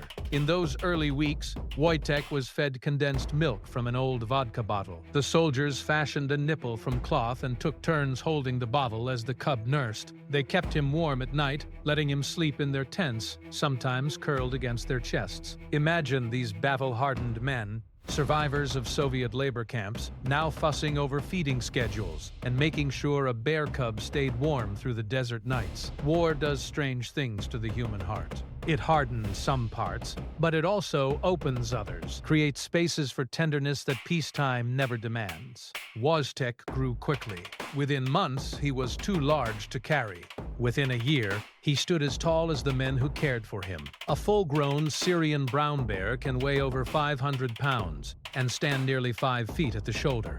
But Wojtek never seemed to understand that he was a bear. He had been raised among humans. He ate what they ate. He slept where they slept. He learned their habits, their routines, their games. When the soldiers wrestled for entertainment, Wojtek joined in, remarkably gentle for a creature of his size and strength. He understood somehow that these were his family, and families do not truly hurt one another. He developed a taste for beer. The soldiers would pour some into a basin, and Wojtek would lap it up, then look around expectantly for more. He also enjoyed cigarettes, though not in the way you might expect. He would take a lit cigarette, puff on it once or twice, then swallow it whole.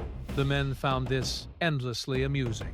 Wojtek seemed pleased by their laughter. These moments of levity were precious. War is mostly waiting, punctuated by terror. The waiting is its own kind of hardship. And in those long stretches between battles, Wojtek gave the men something rare and valuable. He gave them joy. By 1943, the Polish Corps had been reorganized and trained. They were being deployed to Italy, where some of the war's fiercest fighting awaited them. But there was a problem. Military transport ships did not allow animals. Regulations were clear. Mascots, pets, personal companions of any kind were forbidden aboard vessels carrying troops to combat zones. The men of the 22nd Artillery Supply Company faced an impossible choice. They could follow orders and leave their beloved Wojtek behind.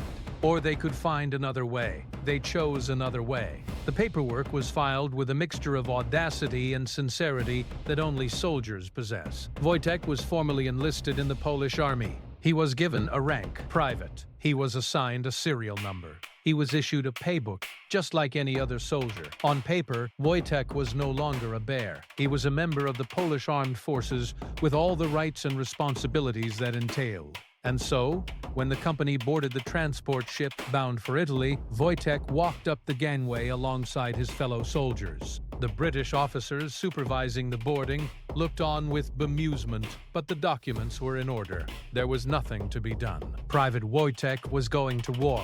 The Battle of Monte Cassino remains one of the most brutal engagements of the Second World War. A medieval monastery sat atop a steep hill in central Italy, controlling the road to Rome. The Germans had fortified the position magnificently. Allied forces had already launched 3 major assaults, and 3 times they had been thrown back with devastating casualties. In May of 1944, the Fourth Battle of Monte Cassino began. Polish forces were given one of the most dangerous assignments: to assault the heights directly, through terrain that favored defenders at every turn. The 22nd Artillery Supply Company was responsible for moving ammunition to the front lines. This was not a safe job conducted far from danger. The supply routes were under constant artillery fire. German shells fell without warning, turning trucks and men into scattered wreckage. It was during this battle that Wojtek did something remarkable. Henryk Zakharovich had been called forward as an artillery spotter, leaving Voigt behind with the ammunition crews. The bear watched as the men around him worked frantically, lifting heavy crates of shells, carrying them to the waiting guns. And then Wojtek began to help. He rose onto his hind legs, approached the stacks of ammunition crates, and lifted one. These crates weighed over 100 pounds each. Wojtek carried them as easily as a man might carry a loaf of bread. He walked to where the shells were needed, set down his load, and returned for another. The shells continued to fall. The noise was tremendous. Men dove for cover. But Wojtek kept working, moving through the chaos with a strange calm, as if he understood that this was important, that his family needed him. No one ordered him to do this. No one trained him for it. He simply saw what needed to be done, and he did it. When the battle finally ended, when the monastery had fallen and the road to Rome lay open, the survivors of the 22nd Company gathered to honor their comrades, both human and otherwise. They commissioned a new unit insignia. It depicted a bear standing upright, carrying an artillery shell. That image would remain the official emblem of the 22nd Transport Company for the rest of the war and for decades afterward. Wojtek had earned his place among them, not as a mascot, not as a curiosity, as a soldier. The war ended in May of 1945, but for the Polish soldiers who had fought so hard, peace brought its own sorrows. Poland had been liberated from Nazi occupation, but it had not been freed. Soviet forces now controlled the country, installing a communist government that answered to Moscow. For many Polish soldiers in the West, returning home meant risking arrest, imprisonment, or worse. The men of the 22nd Company were relocated to Scotland, to a camp near the village of Hutton in Berwickshire. There they waited to learn what the future would hold. Wojtek waited with them. One by one, the soldiers received their discharges. Some emigrated to Canada, to Australia, to America. Some found ways to return to Poland despite the risks. Some remained in Britain, building new lives in a country far from home. Each departure meant another goodbye. Wojtek seemed to sense the sadness of these partings. He would sit quietly as the men he had known for years knelt beside him, speaking softly in Polish, scratching behind his ears one final time. In 1947, the inevitable arrived. The army camp was closing. There was no place for a bear in civilian life, no home large enough, no garden secure enough, no family equipped to care for a 500-pound soldier who happened to have fur. Wojtek was transferred to the Edinburgh Zoo. The Edinburgh Zoo was not unkind. Wojtek had a spacious enclosure. He was fed well and cared for by professionals who understood his needs. But he was alone. The keepers noticed that Wojtek behaved differently from other bears. He did not fear humans. He sought them out. When visitors gathered at his enclosure, he would approach the barrier and stand on his hind legs, reaching out with his paws, as if expecting an embrace that never came. He responded in Polish. When someone called his name with the proper pronunciation, his ears would perk up. When someone spoke to him in the language of his youth, he would grow calm, attentive, almost hopeful. Word spread among the Polish community in Scotland. Veterans of the Italian campaign began making pilgrimages to Edinburgh. They would stand at Wojtek's enclosure, speaking to him in Polish, sometimes tossing him cigarettes, which he would still accept and swallow with the same enthusiasm as before. Augustin Karolewski, one of the original soldiers who had known Wojtek since Iran, visited regularly until his own health failed. He described these reunions in simple terms. He remembered us. When I spoke his name, he would sit up and shake his head, wanting a cigarette. He was still one of the boys. Wojtek passed away in December of 1963. He was 21 years old, a respectable age for a bear, though perhaps not long enough for those who loved him. The news of his death made papers across Britain and Poland. Condolences arrived from veterans organizations around the world. A small notation appeared in the official records of the Polish army, marking the passing of Private Wojtek, serial number unknown, cause of death. Natural causes. He was buried at the Edinburgh Zoo. In the years since Wojtek's death, His story has only grown. Statues stand in his honor in Edinburgh, in London, in Krakow, in the village of Zadin, where Polish armored units once trained. Each depicts him as he was at Monte Cassino, upright, strong, carrying a shell to the guns. Schools in Scotland bear his name. Books have been written about his life, documentaries have been filmed. His image appears on murals, on memorial plaques, on the badges worn by Polish veterans associations. But perhaps what matters most is not the bronze or the ink. What matters is what Wojtek represented to the men who knew him. In the midst of humanity's darkest chapter, when cruelty and destruction seemed limitless, a group of exhausted soldiers found space in their hearts for an orphaned bear. They fed him when food was scarce. They protected him when danger surrounded them. They loved him not because he was useful, but because love was the one thing the war could not take from them. And Wojtek loved them back. Without condition, without complexity, with the pure, uncomplicated devotion that only an animal can offer. He reminded them that gentleness still existed, that joy was still possible, that even in the shadow of death, life insists on moments of grace. The soldiers who survived the war carried many burdens, memories of fallen friends, the weight of things seen and done, the sorrow of a homeland lost to new occupiers. But they also carried Wojtek not as a burden, but as a blessing, a reminder that they had been capable of kindness when kindness was hardest, that they had found family when family seemed impossible, that they had known joy in the midst of sorrow. Wojtek was a bear who went to war.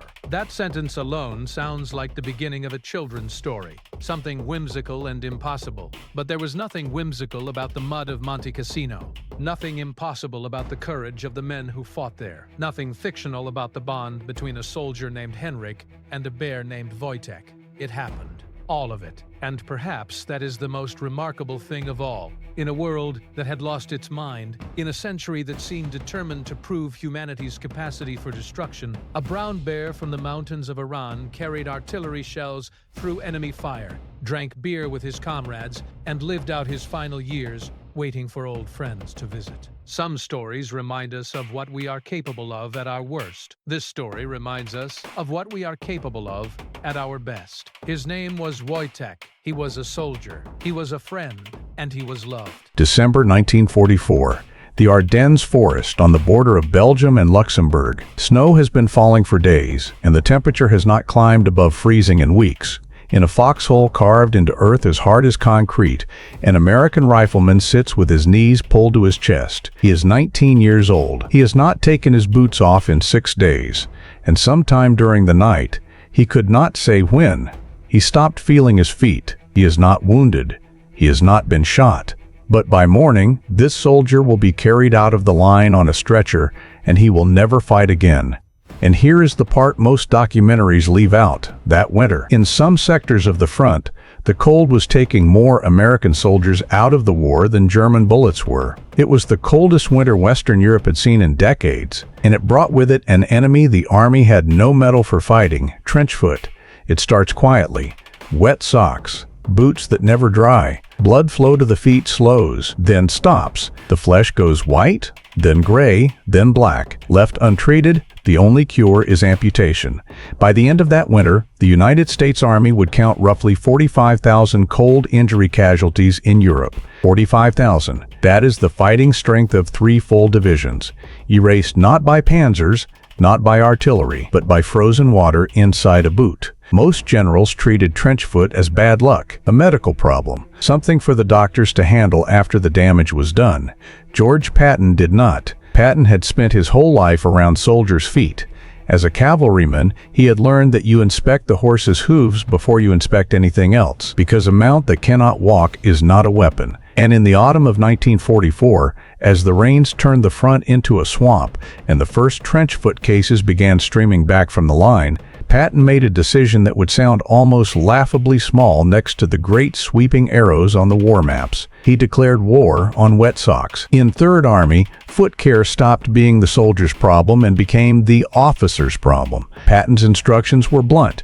Every man would change into dry socks every single day. Fresh socks would move up to the front with the rations, carried forward like ammunition, because in Patton's eyes, that is exactly what they were. Riflemen carried a spare pair tucked inside their shirts, against their skin, where body heat kept them dry. Sergeants checked feet the way they checked rifles. And officers, this is the part that made men sit up straight. Officers would answer personally for trench foot in their units. A company with an outbreak of frozen feet was, to Patton, a company with a failed commander. He wrote it plainly in his own papers. In war, few items matter more to a soldier than his socks. Some officers grumbled.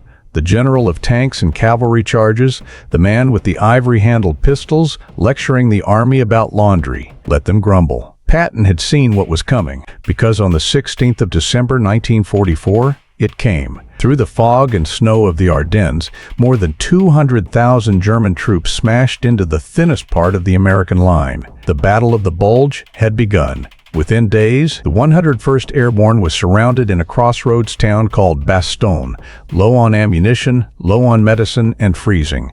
On the 19th of December, the Allied High Command met in a cold barracks in Verdun. The mood in the room was grim, and it was here that Patton made the promise that men would argue about for the rest of the century. Asked how soon he could attack the southern shoulder of the German Bulge, Patton answered that he could hit them with 3 divisions in roughly 48 hours. The room went quiet. What he was proposing was close to impossible. Third Army was facing east, locked in combat. Patton was promising to pull it out of one battle, turn the entire army 90 degrees, and march it north, more than 100 miles for some units, over iced roads, in a blizzard, straight into a fresh German offensive. Armies do not turn like that. Armies are rivers, not sports cars. But here is what the men in that room could not see. An army's speed is not decided by its tanks. It is decided by the smallest moving part, and the smallest moving part of an army is a soldier's foot. While other commands were watching whole companies hobble to the rear that winter, Patton's Third Army was still marching on feet that had been inspected, dried, and resocked every single day for months. The most unglamorous order of the war was about to pay for itself, and so they marched. Tank columns ran through the night with their headlights blazing, against every rule of war, because Patton decided speed mattered more than secrecy. Infantry rode on the rear decks of Shermans, swapping socks in the snow when the columns paused. Military police stood at frozen crossroads for hours waving the columns north. One more detail from those days. Small, strange, and completely true. In the middle of the worst of it, with the skies socked in and Allied air power grounded, Patton turned to his chaplain, a man named James O'Neill, and asked him to compose a prayer for good weather. The prayer was printed on roughly 250,000 small cards and handed out across Third Army, one to nearly every soldier. On the 23rd of December, the skies over the Ardennes cleared. The fighter bombers came back. The supply drops resumed. Patton, never one for half measures, recommended his chaplain for a medal. On the day after Christmas, the 26th of December 1944, lead tanks of the 4th Armored Division broke through the German ring and rolled into Bastogne. The siege was over. The men of the 101st would forever insist they never needed rescuing. The men of Third Army would forever smile and let them say it. But the reckoning in this story is not the relief of Bastogne. It is quieter than that, and it came afterward in the casualty ledgers. That winter destroyed tens of thousands of American feet. Yet the army that marched the farthest, the fastest, through the worst of the cold, was the army whose commander had spent months being mocked for obsessing over socks. Where foot discipline failed, battalions melted away without firing a shot. Where Patton enforced it, the men kept marching, and the officers who had treated frozen feet as bad luck instead of failure found out exactly what Patton thought of them, because in Third Army, a trench foot epidemic could end a commander's career as surely as a lost battle. Years later, when the veterans of that winter told their stories, they talked about the cold before they talked about the Germans, and many of them remembered the same odd detail: the dry socks that came up with the rations all winter long, because one general decided that no soldier of his would be beaten by water. George Patton is remembered for the charges, the speeches, the pearl grip pistols. But ask the riflemen who stood in those frozen holes in the Ardennes, and they would tell you the truth most documentaries leave out. That winter, the old man saved more of his men with socks than with anything he ever did with a tank. He never got a medal for it. The men who kept their feet were the medal. If you believe soldiers like that 19-year-old in the foxhole deserve to be remembered, write one word in the comments: remembered.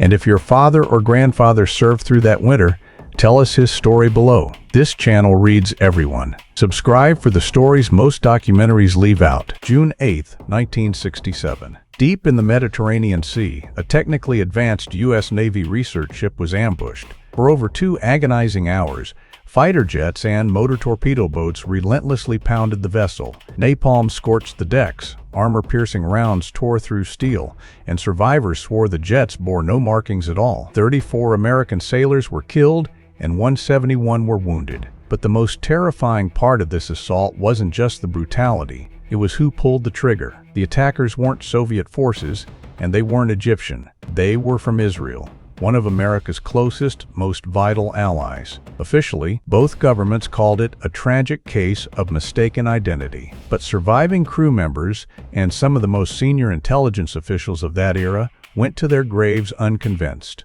This is the documented story, all of it, including the parts both sides would rather you skip. To understand why this ship was in the line of fire, you have to look at what it was carrying. The USS Liberty was not a battleship. It was a converted cargo ship transformed into a floating electronic listening post, the apex of Cold War surveillance technology. Operating under the National Security Agency, its job was to vacuum up radio traffic and electronic signals from many miles away. In June of 1967, the Middle East erupted into the Six-Day War, and Washington needed ears on the region. The Liberty was ordered to the eastern Mediterranean, where she took station in international waters, roughly 13 miles off the Sinai coast. She sailed under a large American flag, in clear weather with excellent visibility, and she was no stranger to the aircraft above her. Throughout that morning, Israeli reconnaissance planes overflew the Liberty again and again, some so low, crewmen later testified, that sailors on deck waved at the pilots. The crew felt safe. They were a clearly flagged American ship, in international waters, belonging to a country that was not at war with anyone in the region. That feeling lasted until about 2 o'clock in the afternoon. Without warning, jet fighters screamed out of the sun. Their first targets were not random. They were surgical. The opening runs shredded the ship's antennas and radar, gutting the Liberty's ability to call for help. Then came the napalm, turning the deck into a sheet of fire. Men who ran forward to fight the flames were cut down by follow-up strafing runs. Among the first wounded was the ship's captain, Commander William McGonigal, his legs torn by shrapnel. He refused to leave the bridge. Hold on to that detail. It is the reason this story ends with a Medal of Honor and with a question. When the jets finally broke off, the crew thought the nightmare was over. Then, out of the smoke, 3 motor torpedo boats closed in at speed. At 2:35 in the afternoon, a torpedo slammed into the starboard side, striking, of all the spaces on a 455-foot ship, the compartment where the NSA technicians worked. 25 Americans died in that single blast. The sea poured in, and the Liberty heeled over into a 9-degree list. And the survivors testified to one more thing, the detail that has haunted them for 60 years. When life rafts went into the water, they said, the torpedo boats machine-gunned them. Israel has always disputed that account. The men who were there have never stopped swearing to it. Below decks, with the ship burning and listing, radio men performed a small miracle. Working under fire, splicing broken cable by hand, they coaxed a damaged transmitter back to life, and a desperate distress call broke through to the U.S. Sixth Fleet. Aboard the carriers, fighter aircraft were launched to defend the Liberty. Help was coming. And then it turned around. This is the part of the story where the documented record and the testimony part ways. So listen carefully to what is known and what is claimed. It is documented in official records that the rescue aircraft were launched and recalled twice. What is not in any official record is why. Years later, Liberty officer David Lewis recounted a private conversation with Rear Admiral Lawrence Geis, the carrier task force commander, in which Geis described being ordered to recall the jets from the very top and being told, in effect, that Washington would not embarrass an ally. No document has ever confirmed that conversation. Geis is gone, But the planes indisputably turned back, and the bleeding crew of the USS Liberty fought for their ship alone, hundreds of miles from help. They saved her, through the night and into the next day, 17 hours and more. Commander McGonigal stayed in command, propped on the bridge with shrapnel in his legs, at times steering by the stars with his compass systems wrecked, until the Liberty limped into safe waters. 34 of his men were dead. 2 out of every 3 men aboard were dead or wounded. It remains the deadliest attack on a commissioned United States Navy ship by a foreign military since the Second World War. Israel apologized within hours. The official explanation: the Liberty had been mistaken for the El Qusair, an elderly Egyptian horse transport roughly half the Liberty's size. Israel would eventually pay millions in compensation to the wounded and to the families of the dead. A U.S. Navy court of inquiry, convened within days, accepted the conclusion of mistaken identity. And here is something this channel will tell you straight, because you deserve the whole record. In the decades since, more than 10 official American investigations have looked at this attack, and not one has officially concluded it was deliberate. That is the record. Anyone who tells you the case is closed in the other direction is not being honest with you. But anyone who tells you the case is simply closed is not being honest either, because the men who doubted the official story were not internet theorists. Dean Rusk was the Secretary of State of the United States on the day of the attack, and in his own memoirs he wrote that he never accepted the Israeli explanation, not then and not ever. Louis Tordella was the Deputy Director of the NSA. The Liberty was his ship, in every way that mattered, and his own handwritten note from that period dismissed the official explanation in language too blunt to be misunderstood. And decades later, Admiral Thomas Moore, a former chairman of the Joint Chiefs of Staff, one of the highest-ranking officers in American history, chaired an independent panel that publicly called the attack deliberate and demanded the congressional investigation that, to this day, has never happened. The survivors, for their part, testified that they were warned in 1967 not to speak of what happened to them. Most kept that silence for decades. Many have spent their old age trying to be heard. Which brings us to the Medal of Honor. In June of 1968, Commander William McGonigal received the nation's highest decoration for valor for 17 wounded hours that saved his ship and what remained of his crew. By long tradition, the Medal of Honor is presented by the President of the United States at the White House before the cameras of the world. McGonigal's was not. His medal was handed to him by the Secretary of the Navy in a quiet ceremony at the Washington Navy Yard. No official explanation was ever offered for the change. The men of the Liberty have always believed they knew the reason.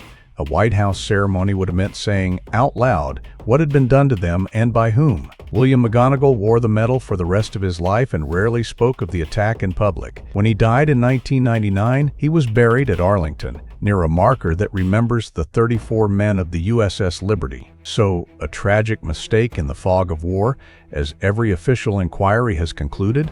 Or a calculated attack that two governments agreed to bury as the survivors and the Secretary of State went to their graves believing? This channel has given you the documented record. The verdict, we leave to you. If you believe the 34 men of the USS Liberty and the wounded crew who brought her home deserve to be remembered regardless of which answer is true, write one word in the comments: remembered. And if you served in the Navy in those years or knew a Liberty sailor, tell us below. We read every story. Subscribe for the history most documentaries leave out. They started asking by name to fly into combat protected by black men. The pilots they were asking for had been told, in writing and in practice, and in the segregated officers' clubs of the South, that they could not fly, that they were not intelligent enough, that they were not brave enough, that if they were ever sent into combat, they would break. Their commander was Colonel Benjamin O. Davis, Jr.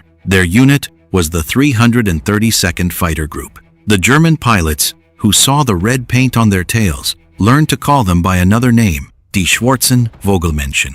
The Black Birdmen, the American bomber crews who flew with them, called them something simpler. They called them the Red Tails. And this is the verified story of why those bomber crews started begging for them. The story begins on the 22nd of March 1941. On that morning, the United States Army Air Corps under direct pressure from President Roosevelt and First Lady Eleanor Roosevelt, activated the 99th Pursuit Squadron at a small airfield outside Tuskegee, Alabama. It was, officially, an experiment. The Army's own internal studies, written in 1925 and still on the books in 1941, stated that black men did not possess the intelligence, the courage, or the coordination required to fly modern combat aircraft. The Tuskegee program was designed by many in the senior command to prove those studies right.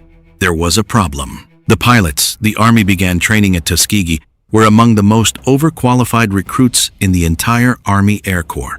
Many had college degrees. Several had civilian flying licenses. They had been turned away from every other flight program in the country, and so by the time they reached Tuskegee, they were the cream of an entire generation of educated black Americans funneled into one airfield. They trained for nearly 2 years before the Army would let them deploy. When the 99th Pursuit Squadron finally shipped to North Africa in April 1943, their commanding officer was a 30-year-old captain named Benjamin Oliver Davis, Jr. His father was the first black general in United States military history. His son was about to become a legend in his own right.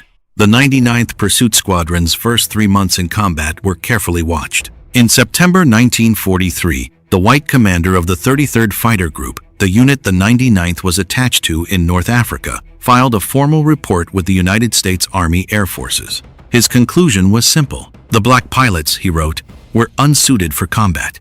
Their performance was below standard. They should be removed from frontline service and reassigned to support roles. The report was forwarded up the chain. Time magazine picked it up. A formal Army inquiry was convened in Washington in October 1943 to decide whether to disband the Tuskegee program entirely. Captain Benjamin Davis, Jr. was recalled from combat to testify.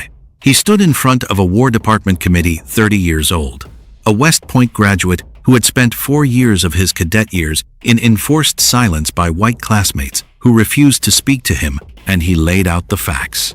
The 99th's combat statistics, the number of missions flown, the aircraft they had been given, the maintenance support they had been denied. The fact that, by every measurable standard, his pilots had performed at the same level as any white squadron flying the same outdated P-40 Warhawks in the same theater of war.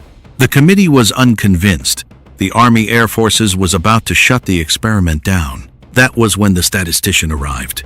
The Army's own G3 office had been quietly compiling a parallel study. When their report landed on the committee's desk, it showed the 99th Pursuit Squadron's actual combat record, and it was indistinguishable from the white squadrons it had been compared against. The original report, the one that had triggered the inquiry, was based on partial data and the unit commander's personal opinions. The Tuskegee program survived, barely, and in October 1943, Davis Jr. was promoted to colonel and given a new command. The new command was called the 332nd Fighter Group. Davis Jr. took over an expanded unit, 4 squadrons, the 99th now joined by the 100th, 301st, and 302nd. In early 1944, they were transferred to Italy and reassigned from ground attack work to the most prestigious mission in the European theater, bomber escort. The job was simple to describe and almost impossible to do well. The 15th Air Force's heavy bombers B-17S and B-24S were flying long-range missions deep into Nazi-occupied Europe, attacking oil refineries, factories, and rail yards. German fighters were rising to meet them.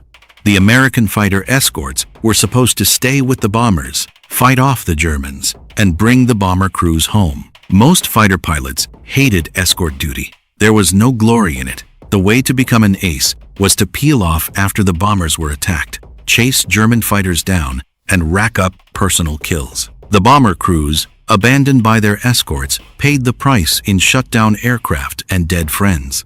When Davis Jr. took over the 332nd, he gave his pilots an order that would define them. You will not leave the bombers. Whatever you see, whatever you chase, whatever kills you, give up. You will not leave the bombers. To make sure his pilots could be identified by the bomber crews they were protecting, Davis ordered the tails of every P-51 Mustang in his group painted bright red. The red tails were born. In the spring and summer of 1944, the white bomber crews of the 15th Air Force began to notice something.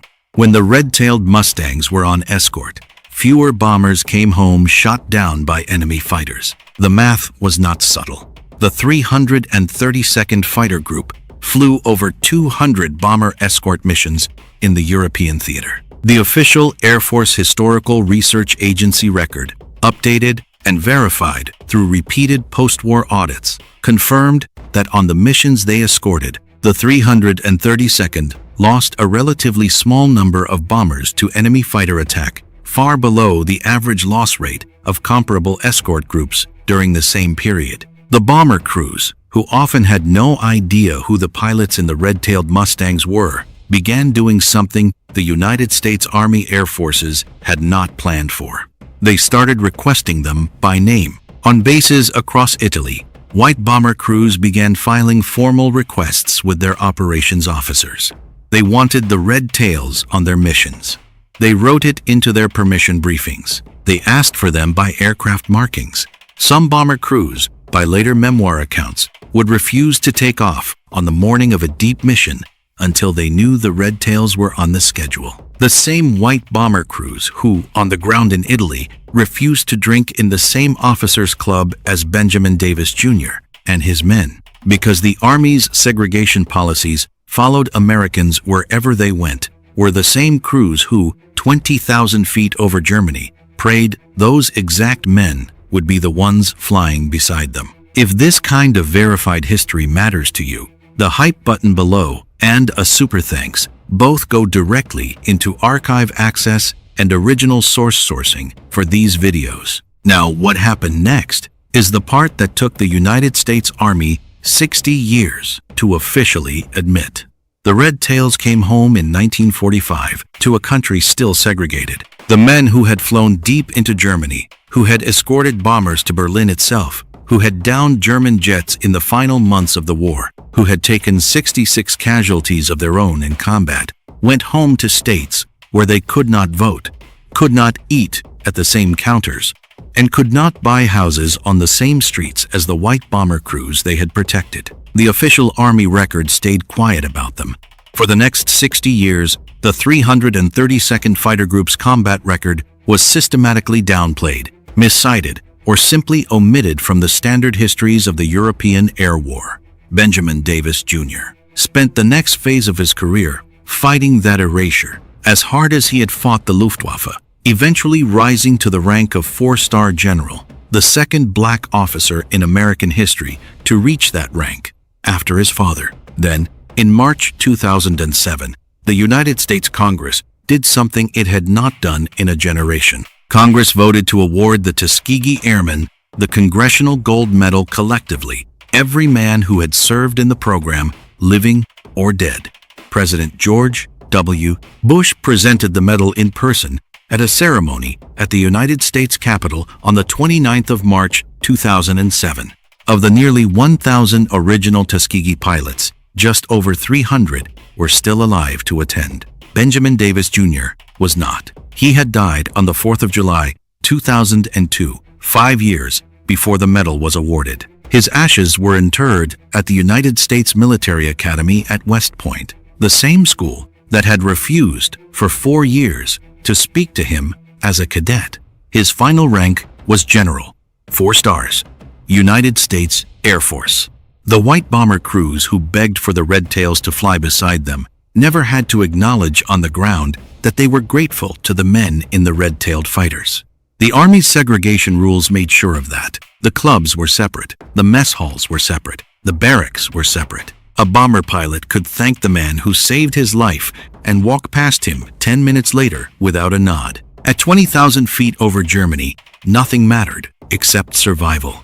The men in the red-tailed Mustangs proved they were American pilots and brought the bombers home. History should remember the Tuskegee Airmen, the Red Tails, and the crews who trusted them with their lives. Subscribe to Military History Talks.